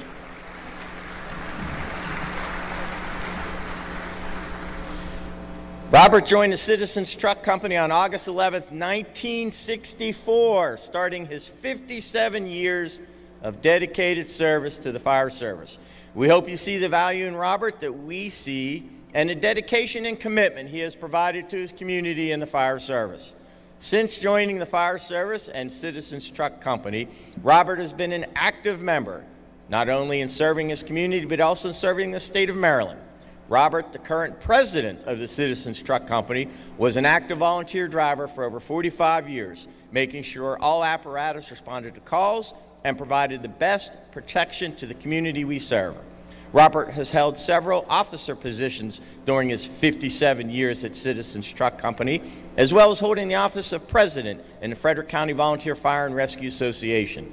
His dedication did not stop there, as he has given over 25 years of continuous service to the Maryland State Firemen's Association through committee participation and holding different officer positions. The following list outlines Robert's extensive service and leadership to the fire service in the state of Maryland, and it goes from volunteer driver, assistant secretary, assistant treasurer, treasurer, second vice president, and president at Citizens. The Frederick County Association, second vice president, first vice president, president, trustee, MSFA, financial secretary, second vice president, first vice president, president, and 2005 to present chairman of the Robert H. Scheimer Administrative Person of the Year Award and assistant treasurer. Chairman Smith and the committee members, we thank you for the time and consideration of our nomination and hope you see the true value of Robert's commitment to the fire service in the state of Maryland. And that is signed by David Keller III, the second vice president. Congratulations, Bobby.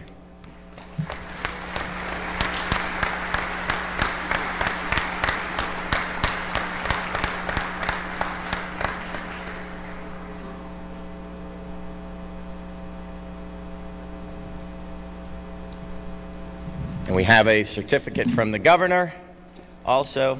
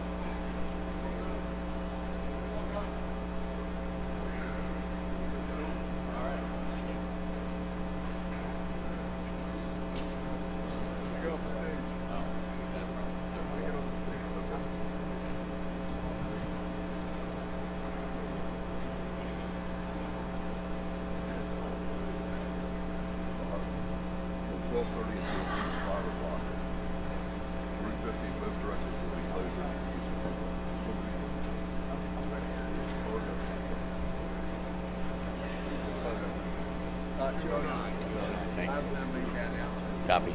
209. All right, congratulations to Robert Jacobs and to all the nominees. If you would, please go to room 209 for your photo, room 209.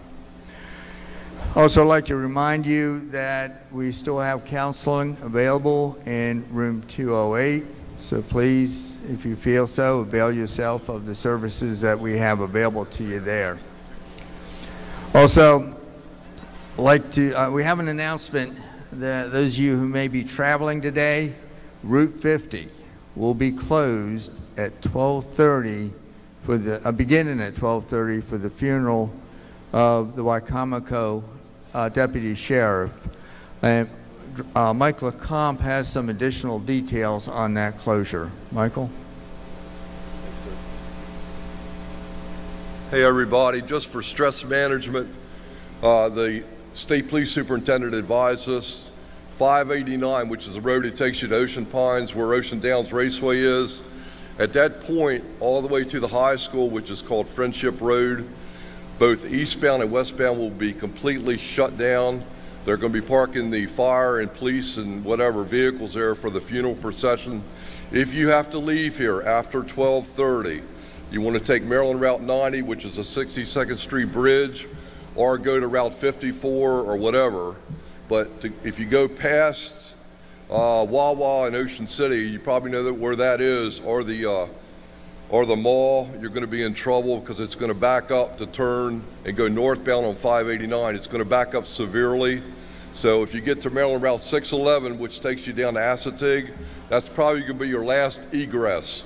So we would recommend, and the state police would recommend, that you take Route 90, go to the left when you go out here, and do not take Route 50. And this will be between 12:45 and about 5:30 before they clear the highway today. Thank you.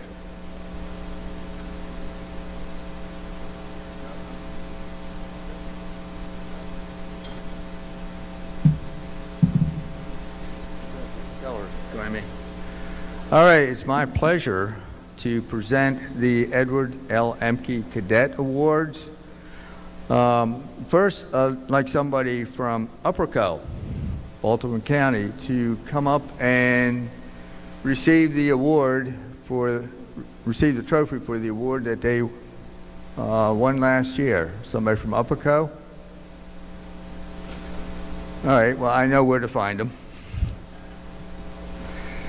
Okay, this year it's our pleasure to present the Edward L. Amkey Cadet Award to a company that's been doing this program for about 20 years. They've been very successful with it. They've even helped other companies get their cadet programs up and running. And I'm going to ask past President Dave Keller if he has a few words about the program at a company that he's very familiar with.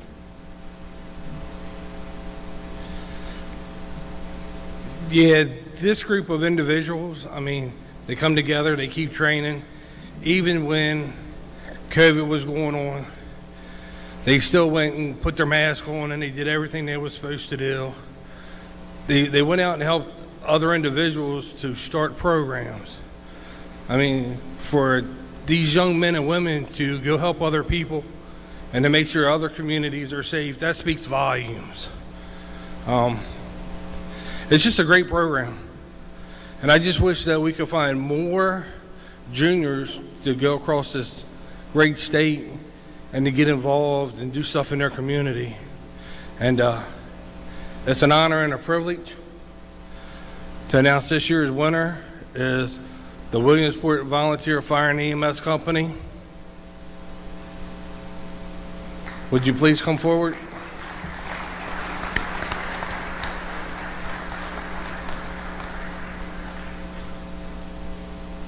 Anyone from Williamsport?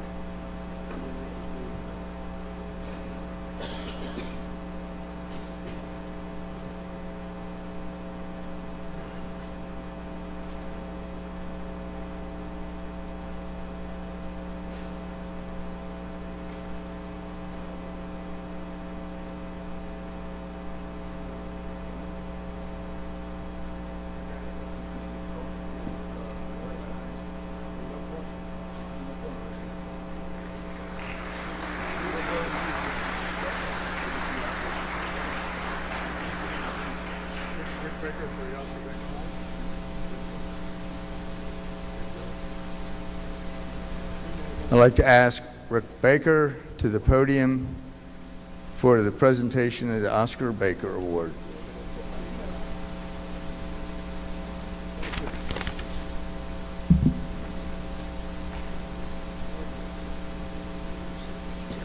Yep.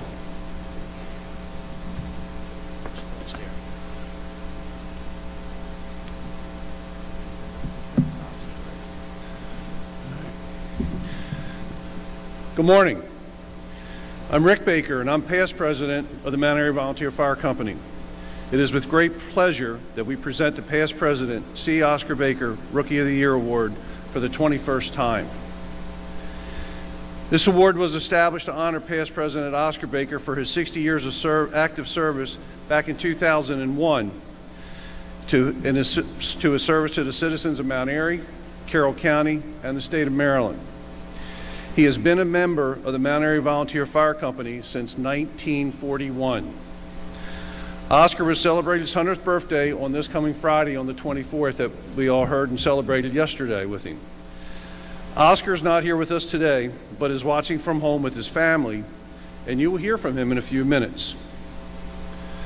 The criteria for nominating someone for this award includes but is not limited to: nominee must have at least 6 months and less than 24 months of active membership with the department. They must be at least 17 years old, and junior and cadet time does not count towards the active membership requirement. There are 6 individuals submitted for the award that meet all of the requirements this year. When called, please come to the stage, and if they are not here, we request a representative from their department.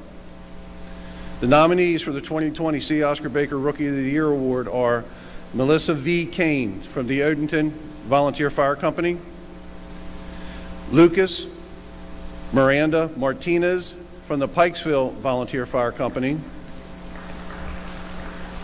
Luke Stevens from the Middletown Volunteer Fire Department,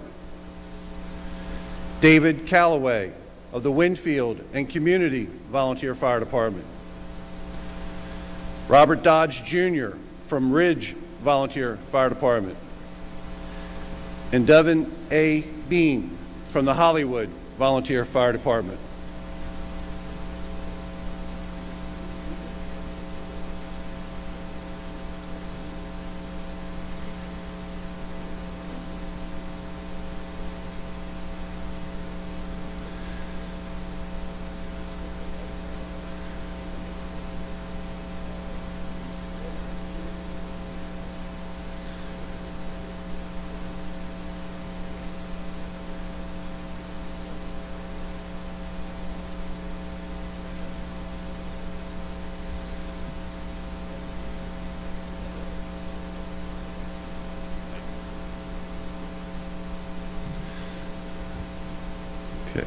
The Mount Airy Volunteer Fire Company and Oscar's family would like to thank Chris May for his time and efforts in creating the video that you're about to see of Oscar.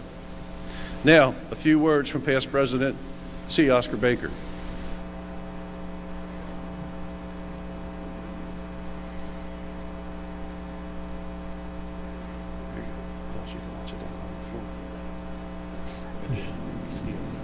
Well, this is another year and another dollar, as they say. But another year. Can you imagine 100 years on the line to see what's going on in the fire world? 100 years. I've seen automobiles when they first started, fire trucks when they first started, when they had regular fire trucks instead of horses pulling them. Really interesting. Because the independent hose and Frederick were both the first ones that did away with the horses and got an engine to do the work. Now getting back to this award, these guys from Mount Airy, they don't know when to stop giving accolades to people because they did a lot for me. In fact, did you see this bronze plaque on the outside of this building is dedicated to me, along with the award that we're going to give today. The Rookie Award came about through the company here. I had no idea that they were doing such a thing, but they did, and I think it's wonderful to recognize these young people that turn around and become regular firemen.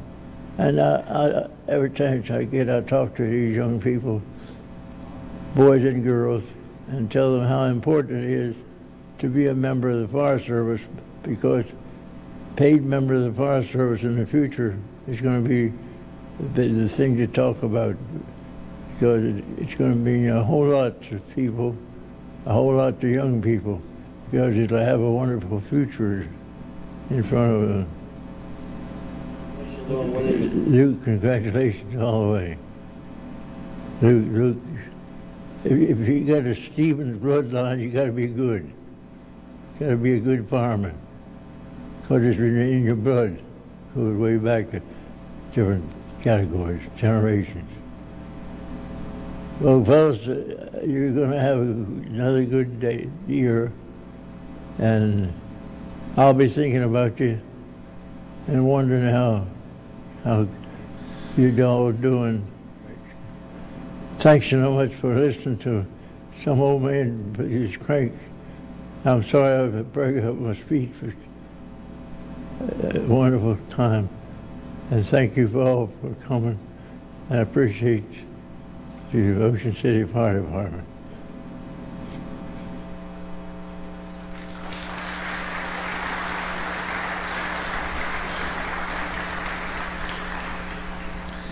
If you couldn't figure out who won the award from Oscar, the winner of the past President C. Oscar Baker Rookie of the Year Award for 2022 is Luke Stevens from the Middletown Volunteer Fire Department in Frederick County.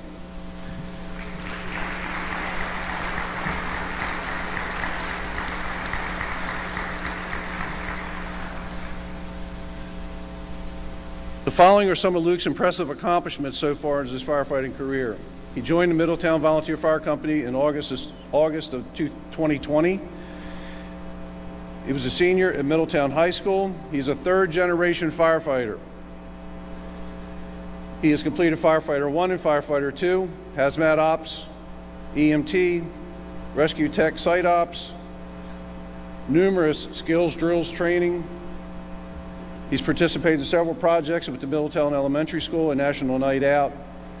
He was the Middletown Rookie of the Year in 2020, and he has already earned a commendation as being a member of an EMT crew in the spring of 2021 for, and I quote, vigilantly performed high-performance CPR and early AED application on a cardiac patient in May of 2021.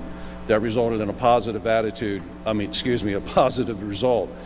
And the patient is recovering at home from that cardiac incident. So congratulations, Luke. Good luck in your career, and thank you all.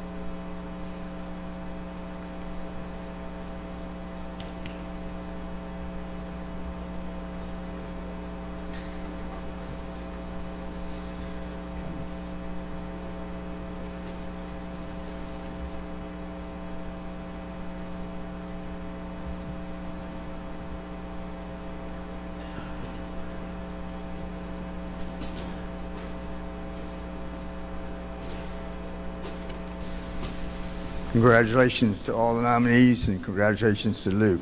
Well done. I would like to invite Bill Lay to the podium to present the Firefighter of the Year Award. Yes.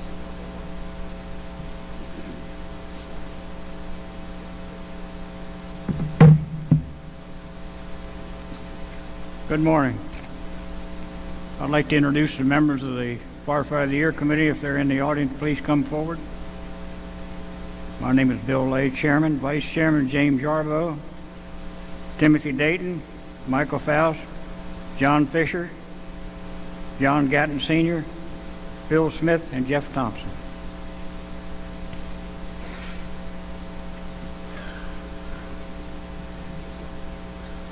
We had 11 nominees this year, which is double what we had last year, which is still far from what we need for the state of Maryland. So every company in the state probably has a Firefighter of the Year when they have their annual banquet. So submit those letters to be recognized here at the convention. When I call the nominee's name, if you're here, please come up on stage.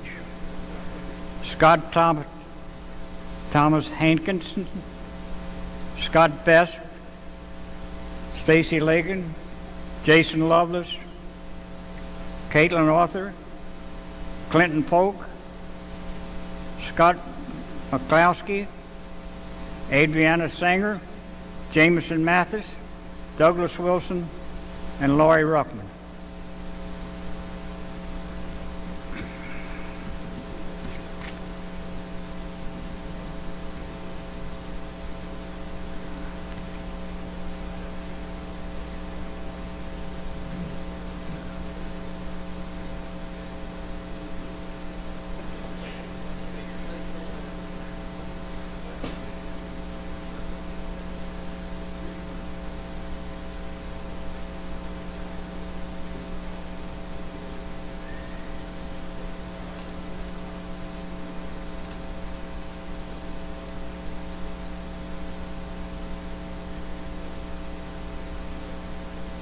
This year's winner of the Firefighter of the Year goes to Scott Thomas Hankinson, Hollywood Park.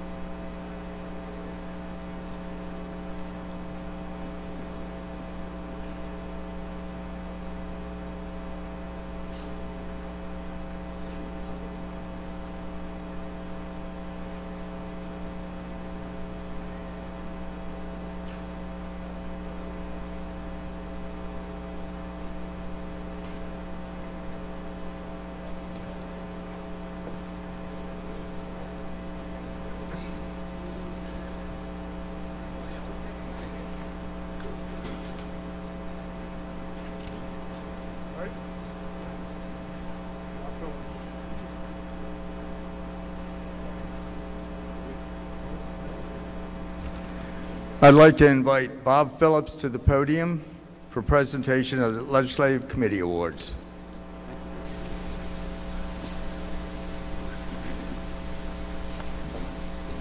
Good morning, all. Bob Phillips. I'm the chairman of the Legislative Committee this year. It was quite an honor to be asked to do that. My report has already been filed. It's in your book on pages 55 and 57, so I won't bore you with a lot of those details. But I would like to make a few statements about what we were able to accomplish this year for the improvement of physical and mental health and safety of our first responders. House Bill 275, Senate Bill 273, we called it the Pfas Bill. This bill requires that harmful firefighting foams will be phased out and safer foams will be made available for the use of our firefighters. It allows for the harmful foams to be collected for destruction. It also requires that all firefighting gear made with PFAS chemicals will have to be labeled as such until it can be replaced with non-PFAS materials. House Bill 581, Senate Bill 486. We call it the Peer Support Bill. This bill allows our first responders who have had an emotional response to a call or a situation to, with confidence, be able to speak with their peers, their fellow firemen, their fire officers, and these conversations will now be private conversations. They are not subject to a subpoena by a court or can be used in their personnel files. This is a step forward trying to help our first responders seek help. House Bill 1052, Fire Marshal sponsored this bill on what we call in the trade CSST. This is corrugated stainless steel tubing. The original tubing was subject to a breach from a high electrical charge. Fire Marshal took it upon himself. He brought forth legislation to have this original CSST no longer be made available, only an arc-resistant gas tubing to be made available. This is going to make it much safer for our first responders, so we don't have gas-fired fires. We've already had two of our firefighters die because of a fire that involved the original CSST. For the assistance of the local fire company, House Bill 930, having to do with 508 funds. This allows our fire companies now receiving their 508 funds to use them for rehabilitation, purchase, or repair of a building that's not presently adjacent to their existing firehouses. This will go a long ways to help our fire companies move forward. The 2022 session ended with 1,011 Senate bills, 1,487 House bills. That's a lot of bills, almost 2,600. Even though we do not work on each one of these bills, we have to review each one of these bills. Since he's standing to my left, this man, Mr. Richard Smith, he reviews every one of these bills for our committee. This past year, we followed 63 bills and gave testimony on 29. Efforts in Annapolis included 156 days of work, 1,616 hours of work, and over 14,500 traveled miles. That was by the committee. At this time, I'd like to thank the ladies from the LAMSFA for all their hard work. Marion Nicholson, Rosa Mayer, Terry Hayden, and Barb McCrae. These ladies came in every day and kept our front office straight. It's a little effort with a bunch of men in the back room. And kept the files and paperwork up to date. And more importantly, they kept the noise from the back room down to a civil level. Without them, we would have not been able to carry out our legislative work. The ladies working with us during our session worked 45 days. They worked almost 300 hours and they traveled over 3,000 miles. Last but not least, I'd like to thank the committee. We are a committee, a very good committee. To my right, Vice Chairman Teresa Chrisman, maybe out here somewhere. If you can't see him, you all know him. Jim Malone, Vice Chairman, Richard Smith, and Harv Wood. These four people took on a task this year of not only working in Annapolis, but the added task of trying to train a new person. I'm standing in front of you now. I cannot say thank you enough for what they put up with and the lessons they passed on to me. I want to mention our President, Joel McCrae. From the very beginning, he supported us, and not only just in words, but in actions. He was with us every week. If he wasn't in the office, he was calling, wanting to know what was going on, and more importantly, how he could help. That was every week. This was a great team. Without the work of all these members, we would not have been able to accomplish what is needed in Annapolis in support of our members. Each of these people have their unique talents and together form a very efficient committee this association can be proud of. The last thing I'd like to say to you is we were not able to have a legislative reception this year, but we've already started making our plans to have one for next year. The venue will be different, but it will be very close. It'll be walking distance, and it will be held on January the 24th, 2023, and we hope to have all of our members. We hope to have the new members of legislature and the government to be there with us to start our year off right. With that being said, it brings me to an important part of what we do. Each year, the Legislative Committee honors a member of the House and Senate who have been especially helpful to the committee through their legislative activities.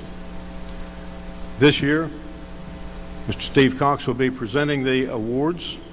I would like to have Senator Benjamin Cramer please come forward.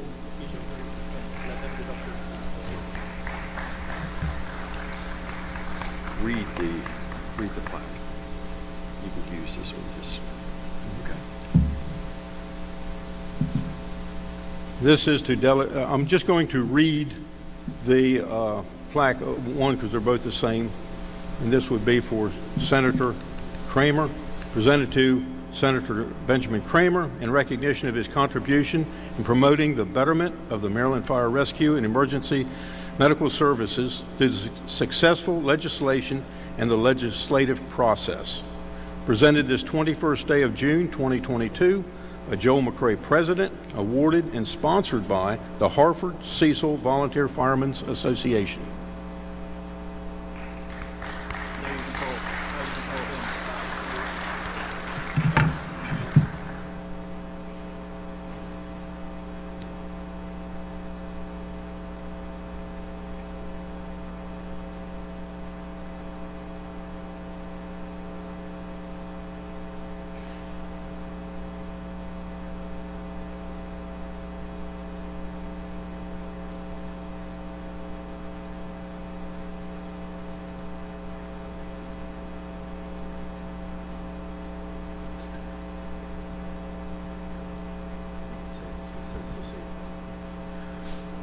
Next would Delegate Stein. Dana Stein, please come forward.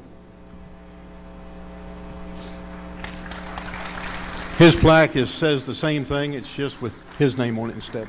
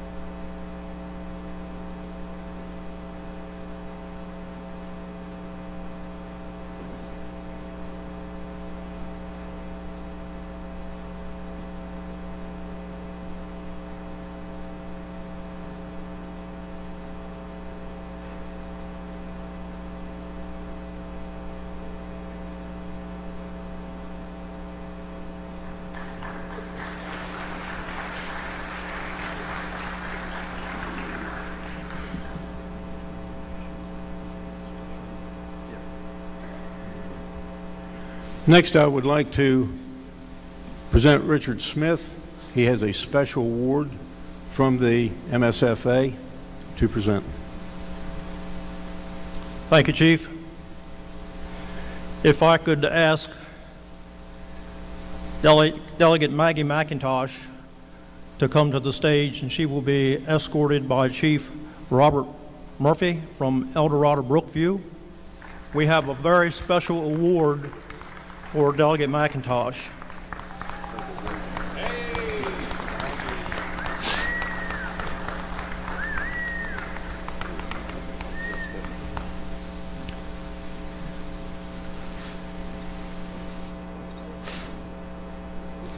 Delegate McIntosh is retiring this year.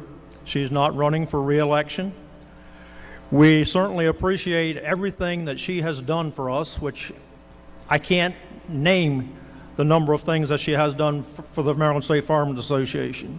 So Maggie, on behalf of the Maryland State Firemen's Association, it gives me a great honor and pleasure to present to you and make you Honorary Chief of the MSFA.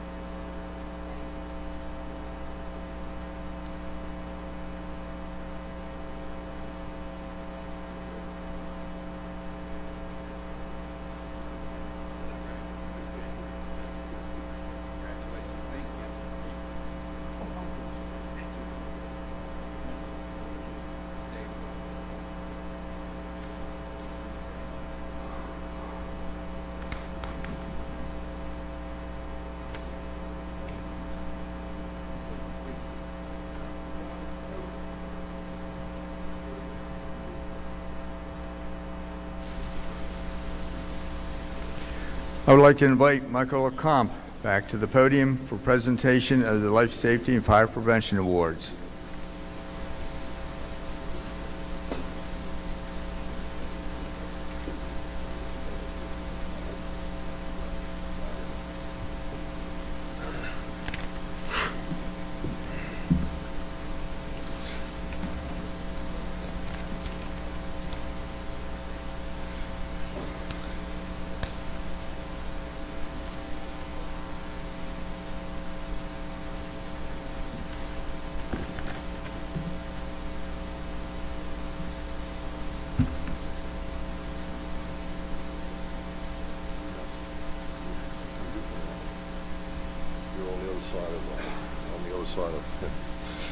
Hey, good morning again, everybody. The Smith-Statham Jr. Award was started by his family in 1986, and Smitty was very big into safety, and he always preached it to the executive committee, and his heart and soul was there, so his family started this award. The award recipient typically has 4 or 5 things that they have done in their department or in their county to sustain safety and make sure that it's a valuable part of their department. What we look at on the safety committee is what they call loss ratio. We look at does what they do, does it really make a difference with their department? So it's not so much they've done something, has it made a difference? So for instance, has our safety prevention created less accidents within the department? And that's typically what we do. Most of the awards have come from Southern Maryland, whether it's because they're sometimes the only ones that nominate them, or the chiefs like them as safety people, but that's what's happened in the past. The gentleman to and lady to my right were some of the recipients for the award, and the first gentleman is Tom Edwards. Thomas Michael Edwards. He's from Waldorf in Charles County. Tom is a retired physical education teacher for 37 years and very active within the department on the safety and administrative side. And Dan Stevens, who was our chief for many, many years in Waldorf, who's the second recipient, was the gentleman that nominated him. I interviewed Tom and asked him why he deserves the award and what he's done.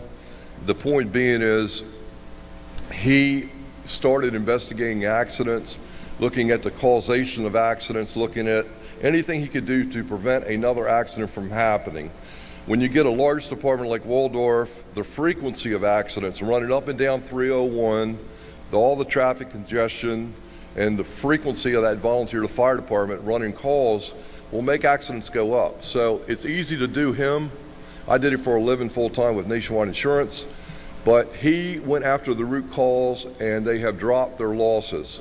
The insurance company loves him. He worked with the insurance carrier in Waldorf and made a huge difference. The second recipient for the award, and by the way, Tom is the nomination and he is the pick for the award, so let's give Tom a big hand.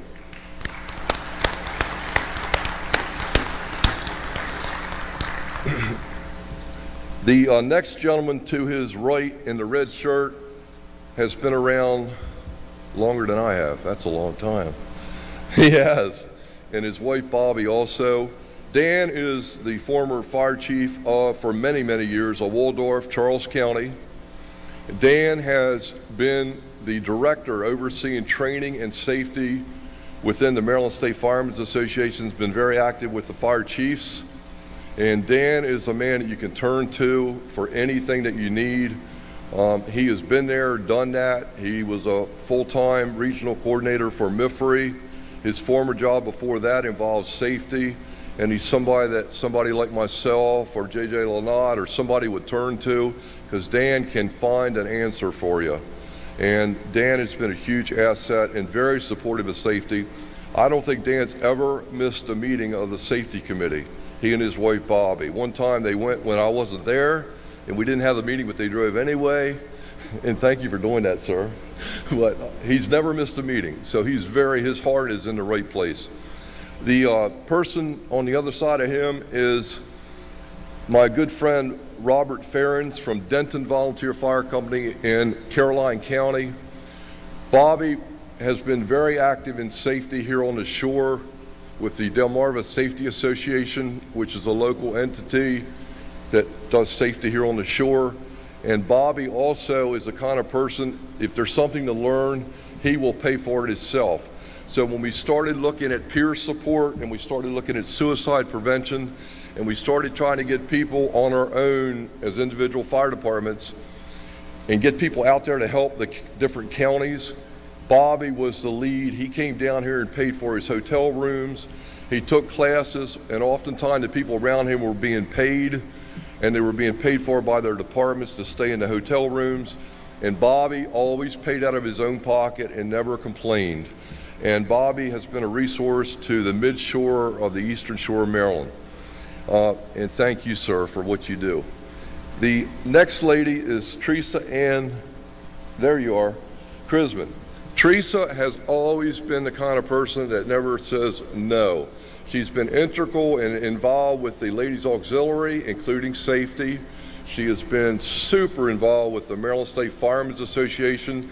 Teresa Ann is from Greenbelt in Prince George's County, and she accepted the chairmanship, thank God she did that too, of the new task force on peer support. So if you've got any complaints on peer support or what we're doing or what we haven't done, Teresa Ann Chrisman is the lady to contact because she's the chair. And Teresa has met with the different clinicians. She's been very open-minded, talking to MIMS and Director Cox from MIFRE, and working with the different entities that we work with throughout the state to define this peer support, and like I told you earlier today, to make it the very best we can in this state. We know that we can save lives with it, and for those of you who didn't hear it earlier, the #1 cause of law enforcement deaths, EMS deaths, and firefighter deaths is suicide. It's horrible, but it is. It outweighs the COVID, it outweighs the heart attacks. We have to say what it is. A death is a death. So Teresa Ann has taken on this role, and thank you so much for doing that. With that said, there were 2 other nominees for the award. Phil Ridgel, a Ridge Volunteer Fire Department in St. Mary's County. I've got his nomination. Phil Ridgel has been extremely active in Southern Maryland. He has basically defined very similar to what Tom Edwards has done. Phil Cooper's a good friend of mine. Phil cannot say enough about Tom Ridgel and what he has done, but he's also been an asset to Calvert County, St. Mary's County, and Charles County with getting their safety programs on an individual departmental basis. He's taken care of it. And so Phil is another, he's not here, but Phil was the other recipient. And David Lewis. David is from, as many of you know, he's very active with MIFRE and MSFA. And Dave Lewis has gone around, and he's from Odenton in Anne Arundel County. Dave's actually teaching a class right now on some type of peer support. But Dave has taken it on his own through the National Volunteer Fire Council, through MIFRE, with Director Cox, through MSFA with our past presidents, the past couple years, starting with past President Faust, and he has really been proactive in trying to do what he can on individual basis, including the state of Delaware. When they've had a fatal in these little departments in these small towns, don't know how to handle it, Dave gets in his pickup and he goes there on a Sunday and he sits down with these people and he does a face-to-face peer support debriefing with them. And he does it on his own without any compensation. So I can't say enough about Dave. Everybody up here has got their own little individual thing that they do, but putting it all together, hopefully we're going to have a super team on this task force. So with that, ladies and gentlemen, I don't have the award with me. Am I supposed to give it to you?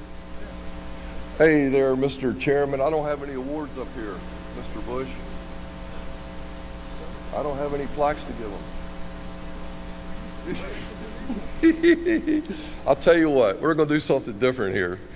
This has been a stressful night for me. We have some really nice, let's see if they're coming. If not, when we go behind this stage and we go have our pictures taken, I will make sure that these gentlemen get what they deserve. So with that said, let's give these gentlemen and ladies a big hand. Okay. Thank you all. Okay, we're ready for the next one there.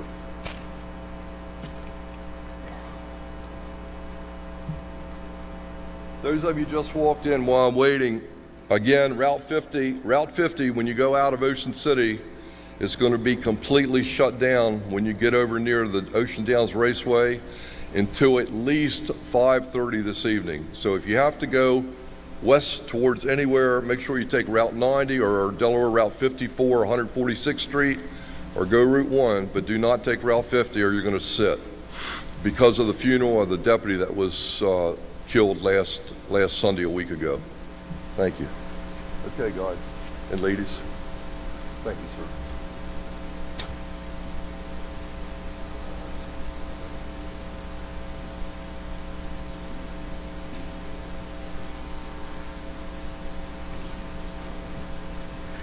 I would like to invite J.J. Lynott to the podium for the presentation of the Zimbauwer Fire Service Training Award.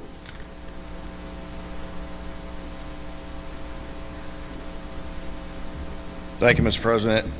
Good afternoon, almost. J.J. Lynott, Chairman and Training Committee. It's my honor to present the Zimbauwer Fire Service Training Award, which was established in 1976 by Mr. and Mrs. Bruce Zimbauwer in memory of the late parents, Mr. and Mrs. Cromwell Zimbauwer of LaVale, and accepted by the MSFA Executive Committee. The Zimbauwer was a past president of the MSFA and a member of the training committee for many years. The Zimbauwer Fire Service Award is based on the average number of formal training hours by active members for the fire and rescue training, completed in the physical year prior to the award. The original award was based solely on the formal training offered by MIFRE. However, in 1995, the award was based on formal training offered by other recognized agencies like the National Fire Academy. The award consists of a trophy, which is presented to the winning department at the annual convention. The department is presented a plaque the year after to display proudly at their station.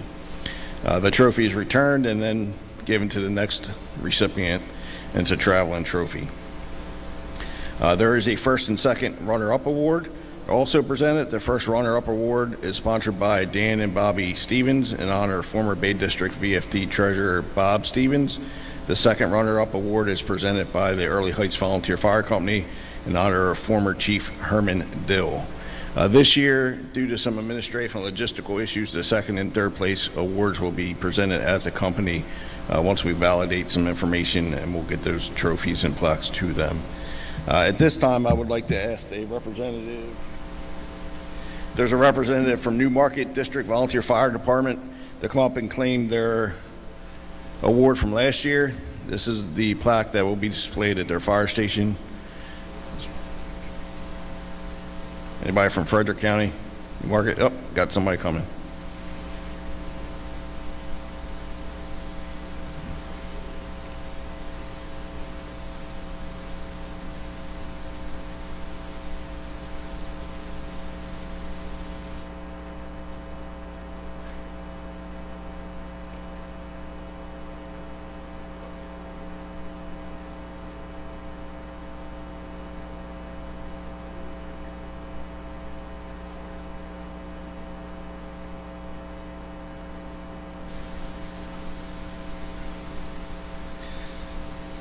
And at this time, I'd like to encourage everyone to put in for the award. We do not get a lot of submissions, so please consider doing that. And it's my honor to announce this year's winner is the United Steam Fire Engine Company #3 of Frederick County. For a total, we have a total of 4,258.5 hours of training, 44 members, which equates to 98.7 hours per member. So if there's let's see the chief walking up.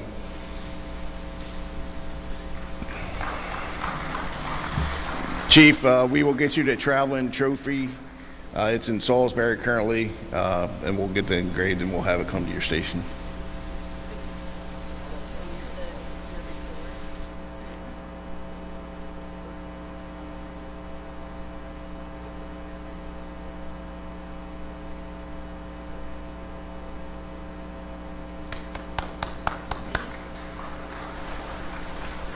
Thank you. Have a safe convention.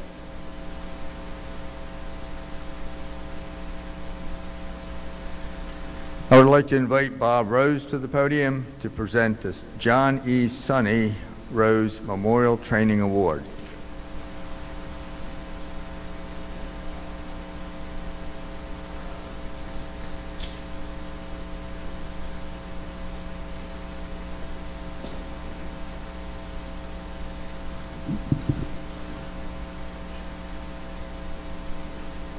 Good morning. Still morning. I'd like to present this award this year for training. I do want to make a comment. This award is in honor of my brother Sonny, who was a longtime MIFRE instructor, was our training officer at the Odin Volunteer Fire Company. And I do want to read just a small part of the inscription here. This was a quote from Sonny, taken, I guess it was about 2 or 3 days before he passed in the hospital. Looking back over his training career, he said, "I hope that something that I taught enabled someone to save a life." And I think that's probably true given the most likely thousands of members that he trained throughout Maryland working for MIFRE in multiple regions. I do want to say I'm immensely proud that in the 6 years this award has been in existence, a member of the Odin Volunteer Fire Company has won it every year. So the award's given to the member nominated by their company that has the most training hours in the state of Maryland for an individual. And I'd just like to say that as proud as I am that Odin has kept this trophy for 6 years running, that it would be nice to see some other people nominate their members. Because I'm sure there's somebody out there once in a while that gets more training than somebody at Odin. And so without any further delay, and this is my brother Bill over here. He's going to help me today. So I'd like to present this year's John E. Sonny Rose Jr. Memorial Training Award to Melissa V. Kane of the Odin Volunteer Fire Company. And I think Chief Tucker from Odin will come up and accept the award for Melissa. She is out of the area. So the large trophy is the station trophy. The small one will go to Melissa. And we also have a medal from the training, medal and ribbon from the training committee.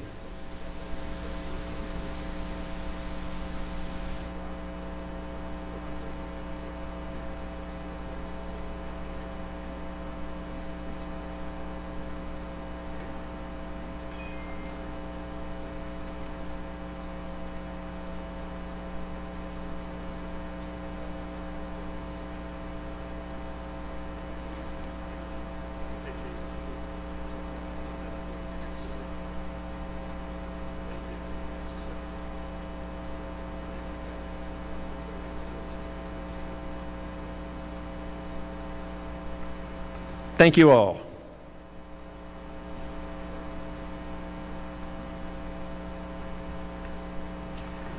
I would like to invite Dale Fishak to the podium for the presentation of scholarship awards.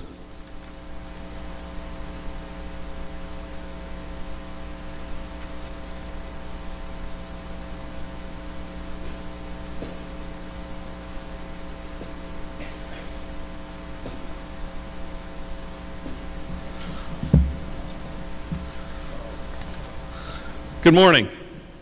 It's good to be back in Ocean City and being present again after a short hiatus for the past 2 years. So I'm here to announce the 2002-2003 school year scholarship recipient awards. But before we get to the awards, I would like to introduce the folks that are on stage. They are members of the scholarship committee and also our supporting partners. We would not be able to give the amount of dollars to the scholarship recipients without the support of the following partnerships. And I would like to recognize John Pito with Delmarva Power. Delmarva Power has always been a large supporter of the scholarship committee. Also Jim Brown with the Maryland Committee on Trauma, another longtime supporter. Not with us today is Shock Trauma. They've also been a long-term supporter of the scholarships. And also the MSFA ladies always support us with funds for our scholarship. So this year we're going to be awarding 5 scholarships, totaling in the amount of $13,000 we will be distributing amongst these students. I will announce the student's name, the department they're represented by, the school they'll be attending, and their dollar amount.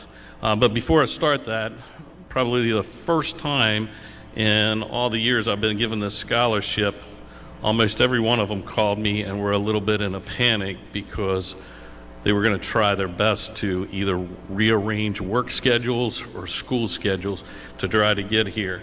And one of the things the scholarship committee is always very adamant about is school is priority number 1, obviously because of scholarships, and 2 is you wouldn't be asking for a scholarship if you didn't need money, so we fully understand. So most of them will not be with us today, but we do want to take time to recognize them. So the first recipient is Evan Blizzard. Evan comes from the Union Bridge Fire Company. He's attending Frederick Community College, being supported by the MSFA and Delmarva Power, and will be receiving a $3,000 scholarship for the year.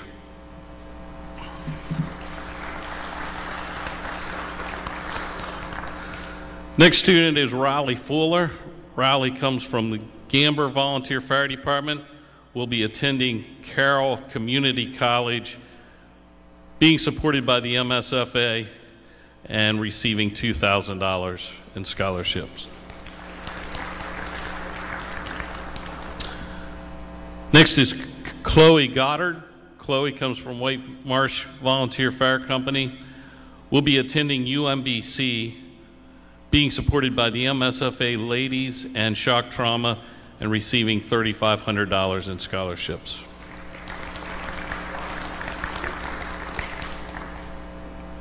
Next is Nicholas Trivet. Nicholas comes from the Cockeysville Volunteer Fire Department, will be attending Hartford Community College, and will be receiving funds supported by the MSFA and the Maryland Committee on Trauma in the amount of $2,500.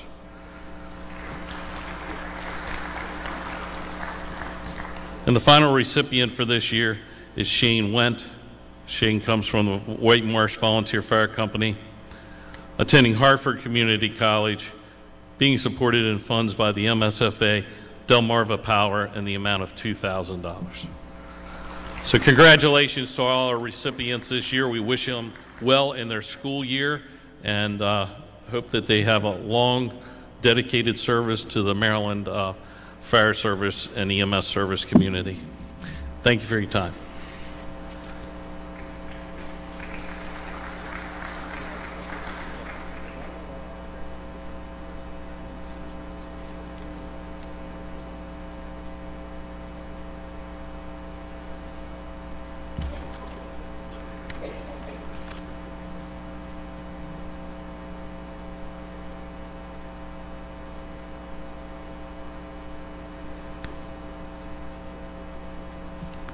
All right, committee, while you're there, if you would just hold on a minute, I'd like Richard Brooks to come to the podium, please.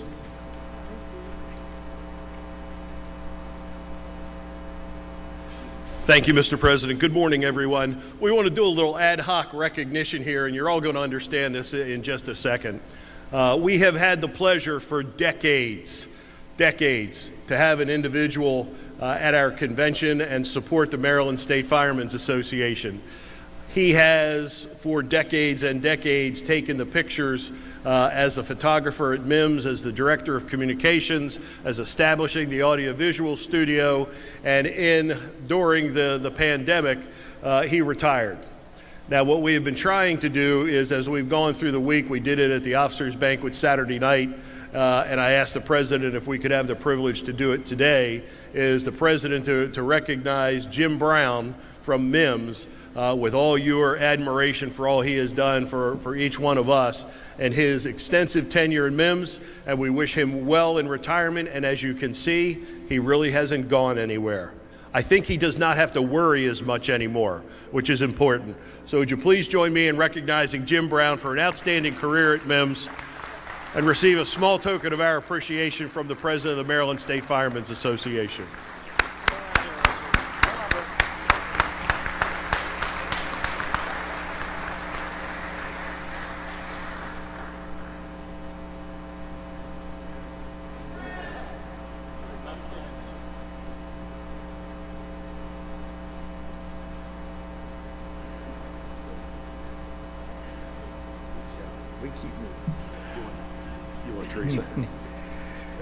I invite Teresa Ann Chrisman to the podium, please.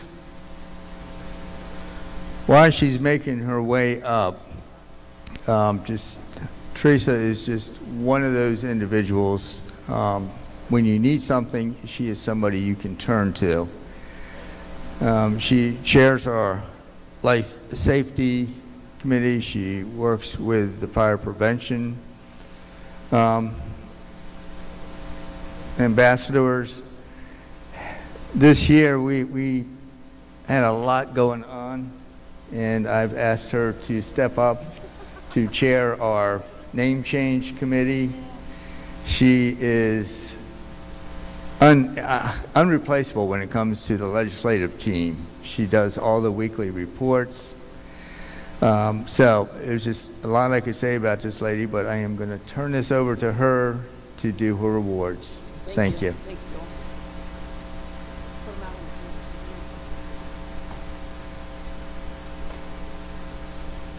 So Joe, can you set up the slide? There you go. Thank you all very much. So this last year, we've still been in a slight sense of COVID relief, COVID cough, COVID everything you think about, but you all kept doing it. And the fire marshals asked us to step up. And we're trying our hardest to try to do one thing, and that's to reduce the fire deaths of the state of Maryland. And I think it's important to understand that you watch what the legislative team does, because ultimately that affects what we're trying to do for our state. So please get involved in that committee if you can. I like to get emails.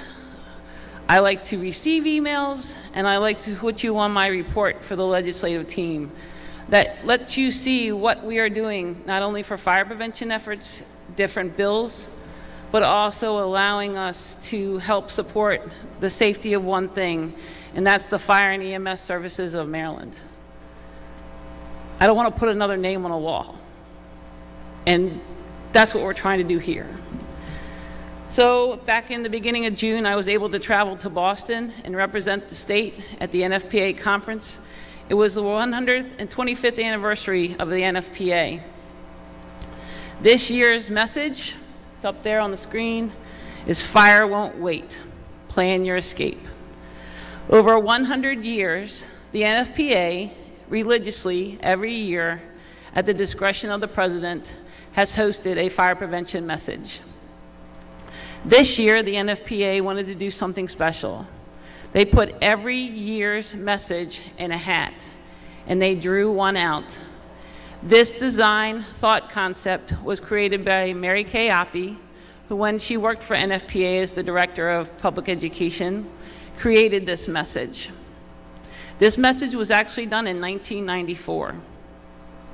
But it doesn't just take the message to get it out to your community. It's your efforts, the thought, and the process allowing you to support what you need. And that's what our committee is all about, giving you all the support and resources that we have. Yesterday in the fire marshal's message, he asked us all to step up for fire prevention and life safety, and do what we can. Be more involved in your communities and do in any aspect, social media, create a TikTok. I'm TikTok famous. I have 902 followers. Best time ever. During COVID, when everything was shut down, my #1 concern was people don't know how to cook. How many times did you all run fires during the day that occurred at the hours that you've never seen before? Because people were at home. People go to their restaurants. Have you ever watched America's Worst Cook in America? I love that show. That is a show that shows you what people were faced with during the pandemic. People burn water. I don't know how that happens, but they do. So in an effort, a lot of us have created a community risk reduction network on Facebook. I ask you to join that. It started as a grassroots effort with about 5 or 6 of us just talking and sharing ideas. Then, under Vision 2020, they created CRRNet. And you can sign up with that at crrnet.org, and every day, pretty much, you don't get spammed with information, but you get spammed with ideas. And we're not afraid to share those ideas. Concepts that could happen out west could happen here. Concepts that happen across the world can happen here. And our #1 goal is to reduce fire fatalities. So I'd like to bring out the Ridge Volunteer, oh, sorry, wrong one. I guess we need the Silver Spring Trophy first.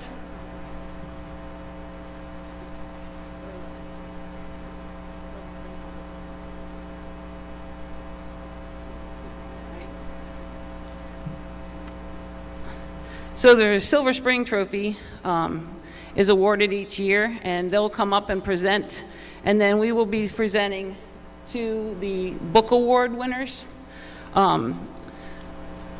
some books that they did for their years. But I have to go back to 2019 and 2020. There were 3 companies that were not able to, well, they submitted, but they were not given to us to judge. So I have something for those companies, and we will get with them. But since my money, I have a budget of $3,000 for awards. I spent all of it, but 20 bucks. So Sarnicki's gonna love me. So we'll take care of those. They came all out of Frederick, so we will take care in getting them the checks.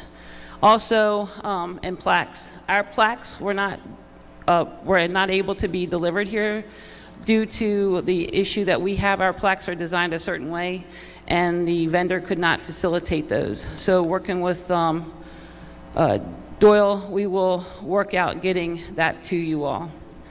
But let's do the books first. Hey, best man in the world, Burt Brenner. Here you go, buddy. Fire Marshal, do you want to come forward? You had to go.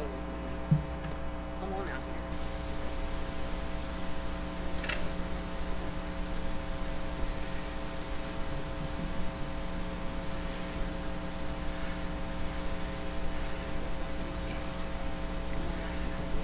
Presidents, officers, delegates,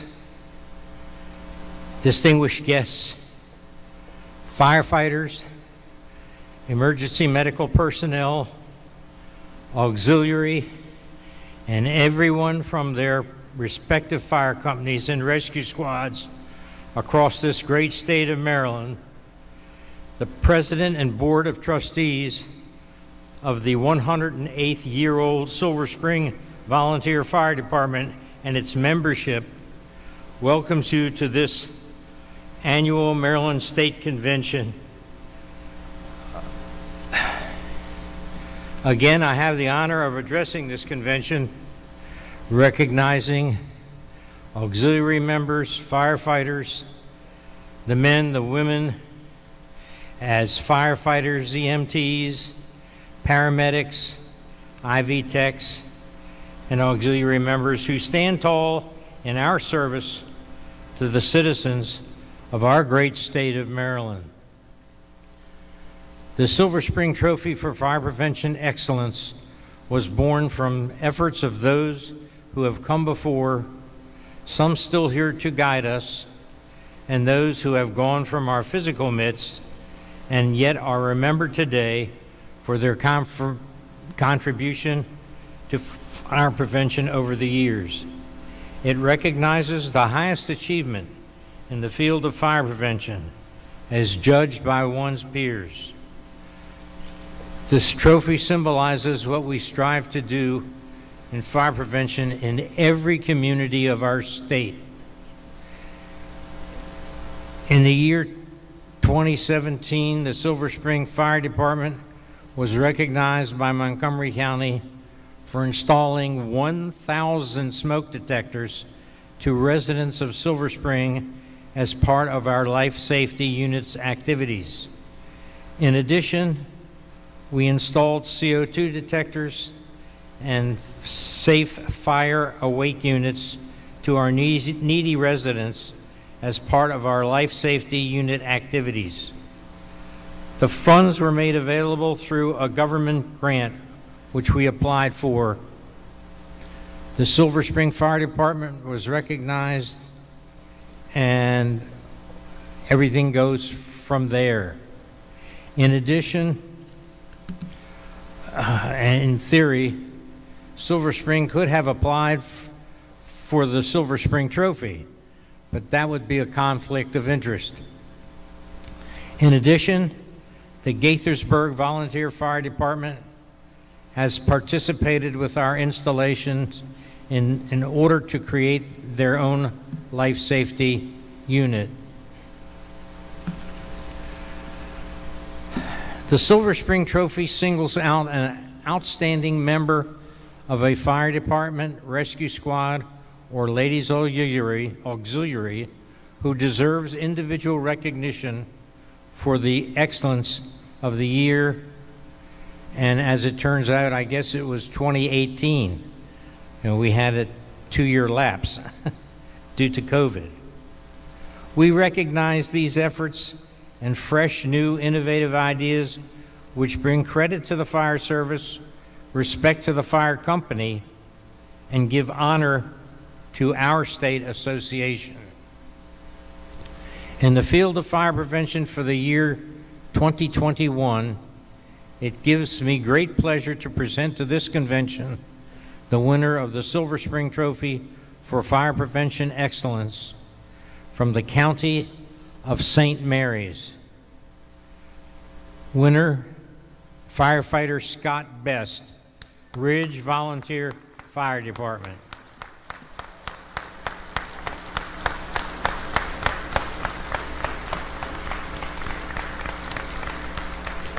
Special thanks to the Fire Prevention Committee and the Maryland State Fire Marshal, his staff, and its committee for selecting today's fire prevention winner.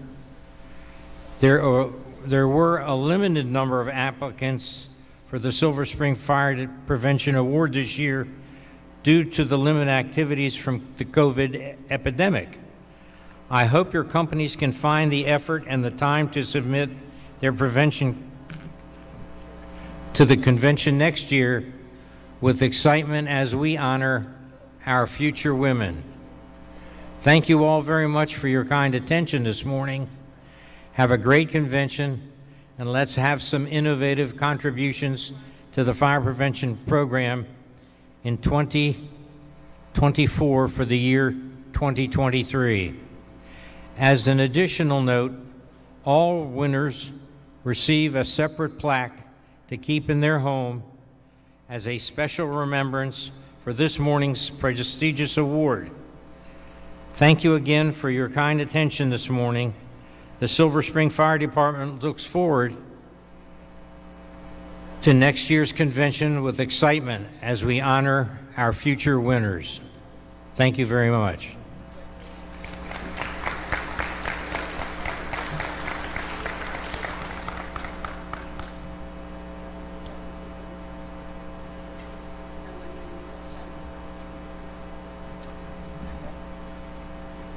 Thank you, dear. Thank you. Be careful. Always a pleasure. Absolutely. Oh.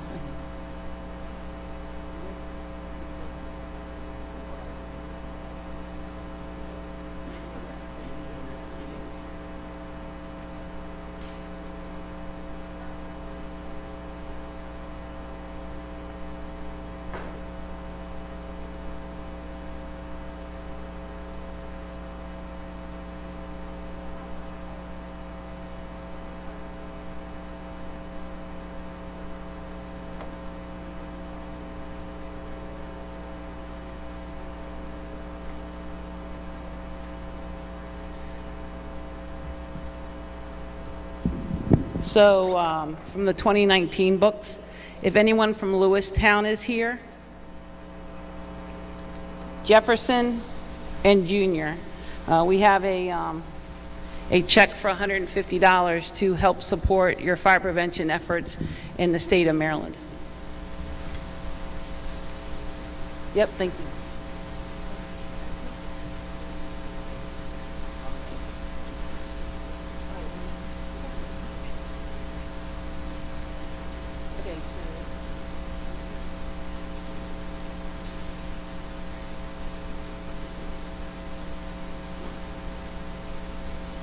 Okay, going through the awards for this year, we had 10 total entries, and we had one association entry. We haven't had an association entry in a long time.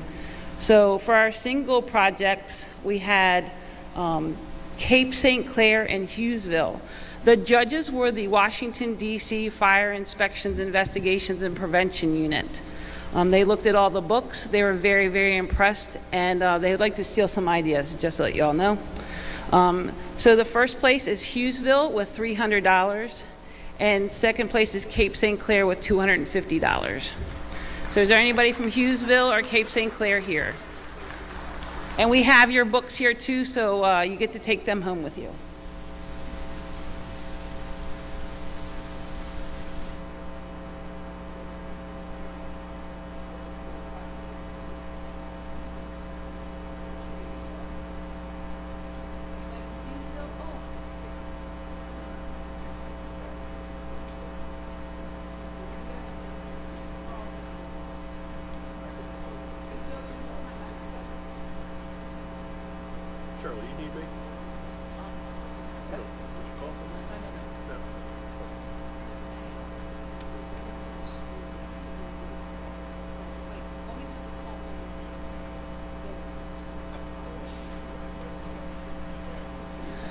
Okay, so our other areas of interest for the County Association is the Frederick County Volunteer Fire Company Association, and they receive a $350 check.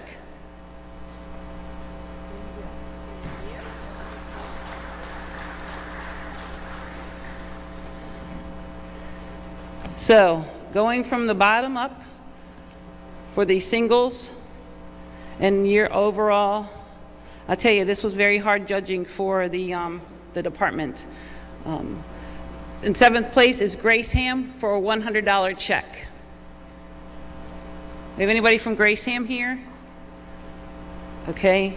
In sixth place is Jefferson with $100 check. There you go. In fifth place, do we have anybody from Cobb Island? Cobb Island with a $100 check. Good. Okay. In fourth place is Juniors with $100 check.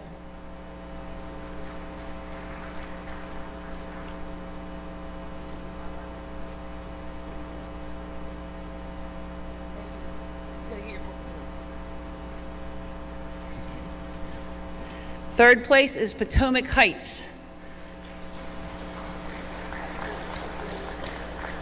And they get a $200 check. Anybody from Pot Heights here? Okay.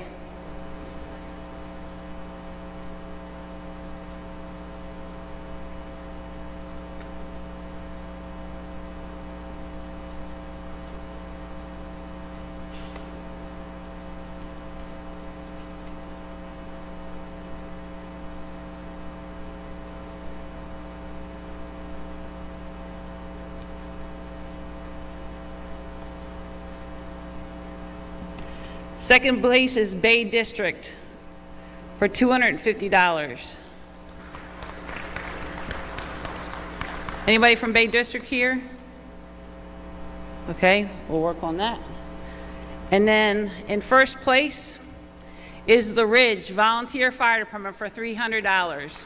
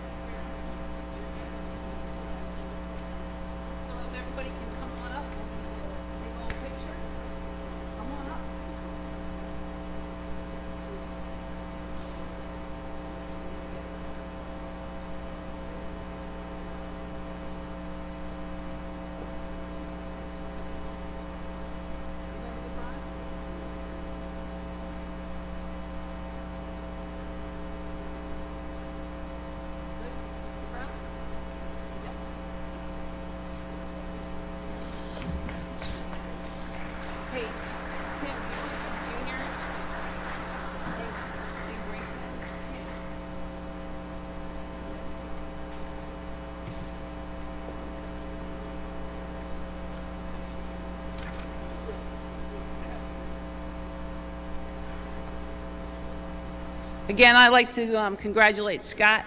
When they told me, well, we got the letter, we had several letters, and we picked him. We had to lie to him and tell him that was actually he was doing something for Becky. So I'm glad he was able to be here with us today. Information from the NFPA for their kits will not be available until July 14th. They told that to us in a webinar that we had on June 14th. They're still working out some kinks. They've made the social media pages already available, so you can go onto their website. And also to let you know, we've really revamped the pit box downstairs, and it's down in the fire marshal's booth. So I'd ask that you all come around and visit it. We have a lot of valuable information, and I can't say enough to Cindy and the Risk Watch team that's over there doing a great job, a phenomenal job for the kids and the youth. So again, I'd like to congratulate the ambassadors. I'm going to have them come up, introduce themselves again, and then we'll move on. So you guys come over.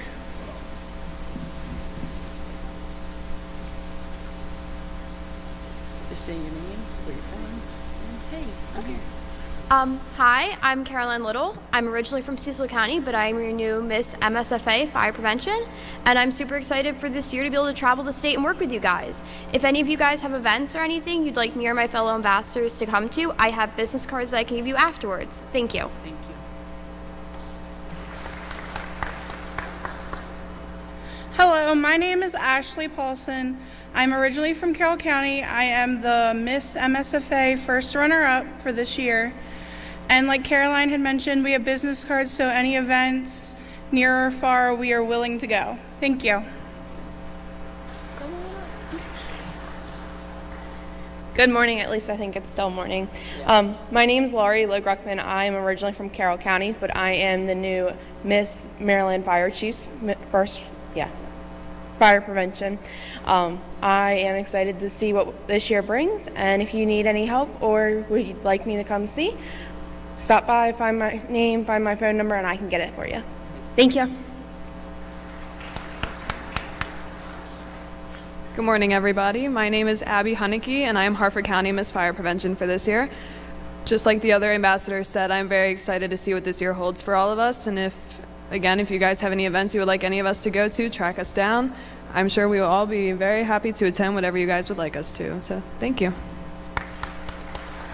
These girls do a great job. I can tell you that the judges had a very hard decision this year within 1 point of some of the levels that it separated each of them. They did a great job and an outstanding work. So if you have events, please reach out to them.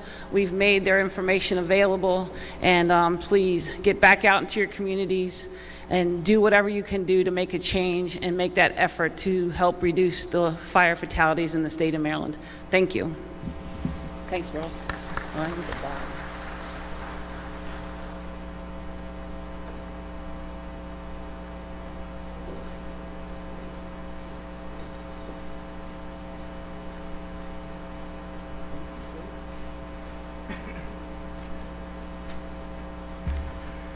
As we prepare to close out the third session of the 130th Convention and Conference of the Maryland State Firemen's Association, I'd like to take this opportunity to congratulate all the nominees and award winners this year, and also our fire ambassadors. Look forward to hearing from them as the year goes through. I can tell you this past year, I really enjoyed seeing them and hearing their messages. So before we close this out, a couple things. Remember, the vendors are open today till 3 o'clock, so we still have some time to go down, walk around, talk with them, and see what they have to offer. Also a reminder that the joint installation of officers will commence here at 6:30. Love to see as many people as possible come. And I want to thank all those that are here to congratulate the nominees and award winners that we've had today. There have been some major accomplishments, and thank you all for being here today to recognize them. When I got started with this journey, somebody said, have fun. And I think I did. Had an opportunity to make a lot of new friends, meet a lot of very interested, talented, and dedicated people. And I have to tell you, it was my privilege and my honor to serve as your president. So before we close, I'd like to invite Chaplain Harry Hetz out to do the benediction.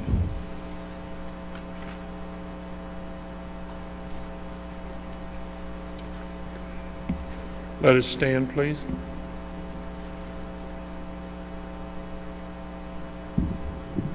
President Becky Walton's father passed away yesterday. We want to keep her and the family in their prayers as they get through that process. Mary Summers, as far as I can tell, is still in the hospital in Salisbury going through tests. We don't know. She fared better than some would have anticipated, but we don't know what the full extent of her testing is yet. So let us lift them up. Merciful Father, we lift these people up to you, and we lift all those up to you that need a touch from you. Father, we reach out in our hearts to those that are grieving at the loss of our deputy sheriff. Father, be with those in the funeral today. Just surround them with your mercy and your grace and your comfort. Let your mercies abound. Father, as we now recess the convention, we just ask that you would dismiss us with thy presence and thy peace. Watch over our going out. Bless the food that we partake. Bless the fellowship that we share, that they would be pleasing to you. Watch over us and keep us safe in your mercy and grace. Amen.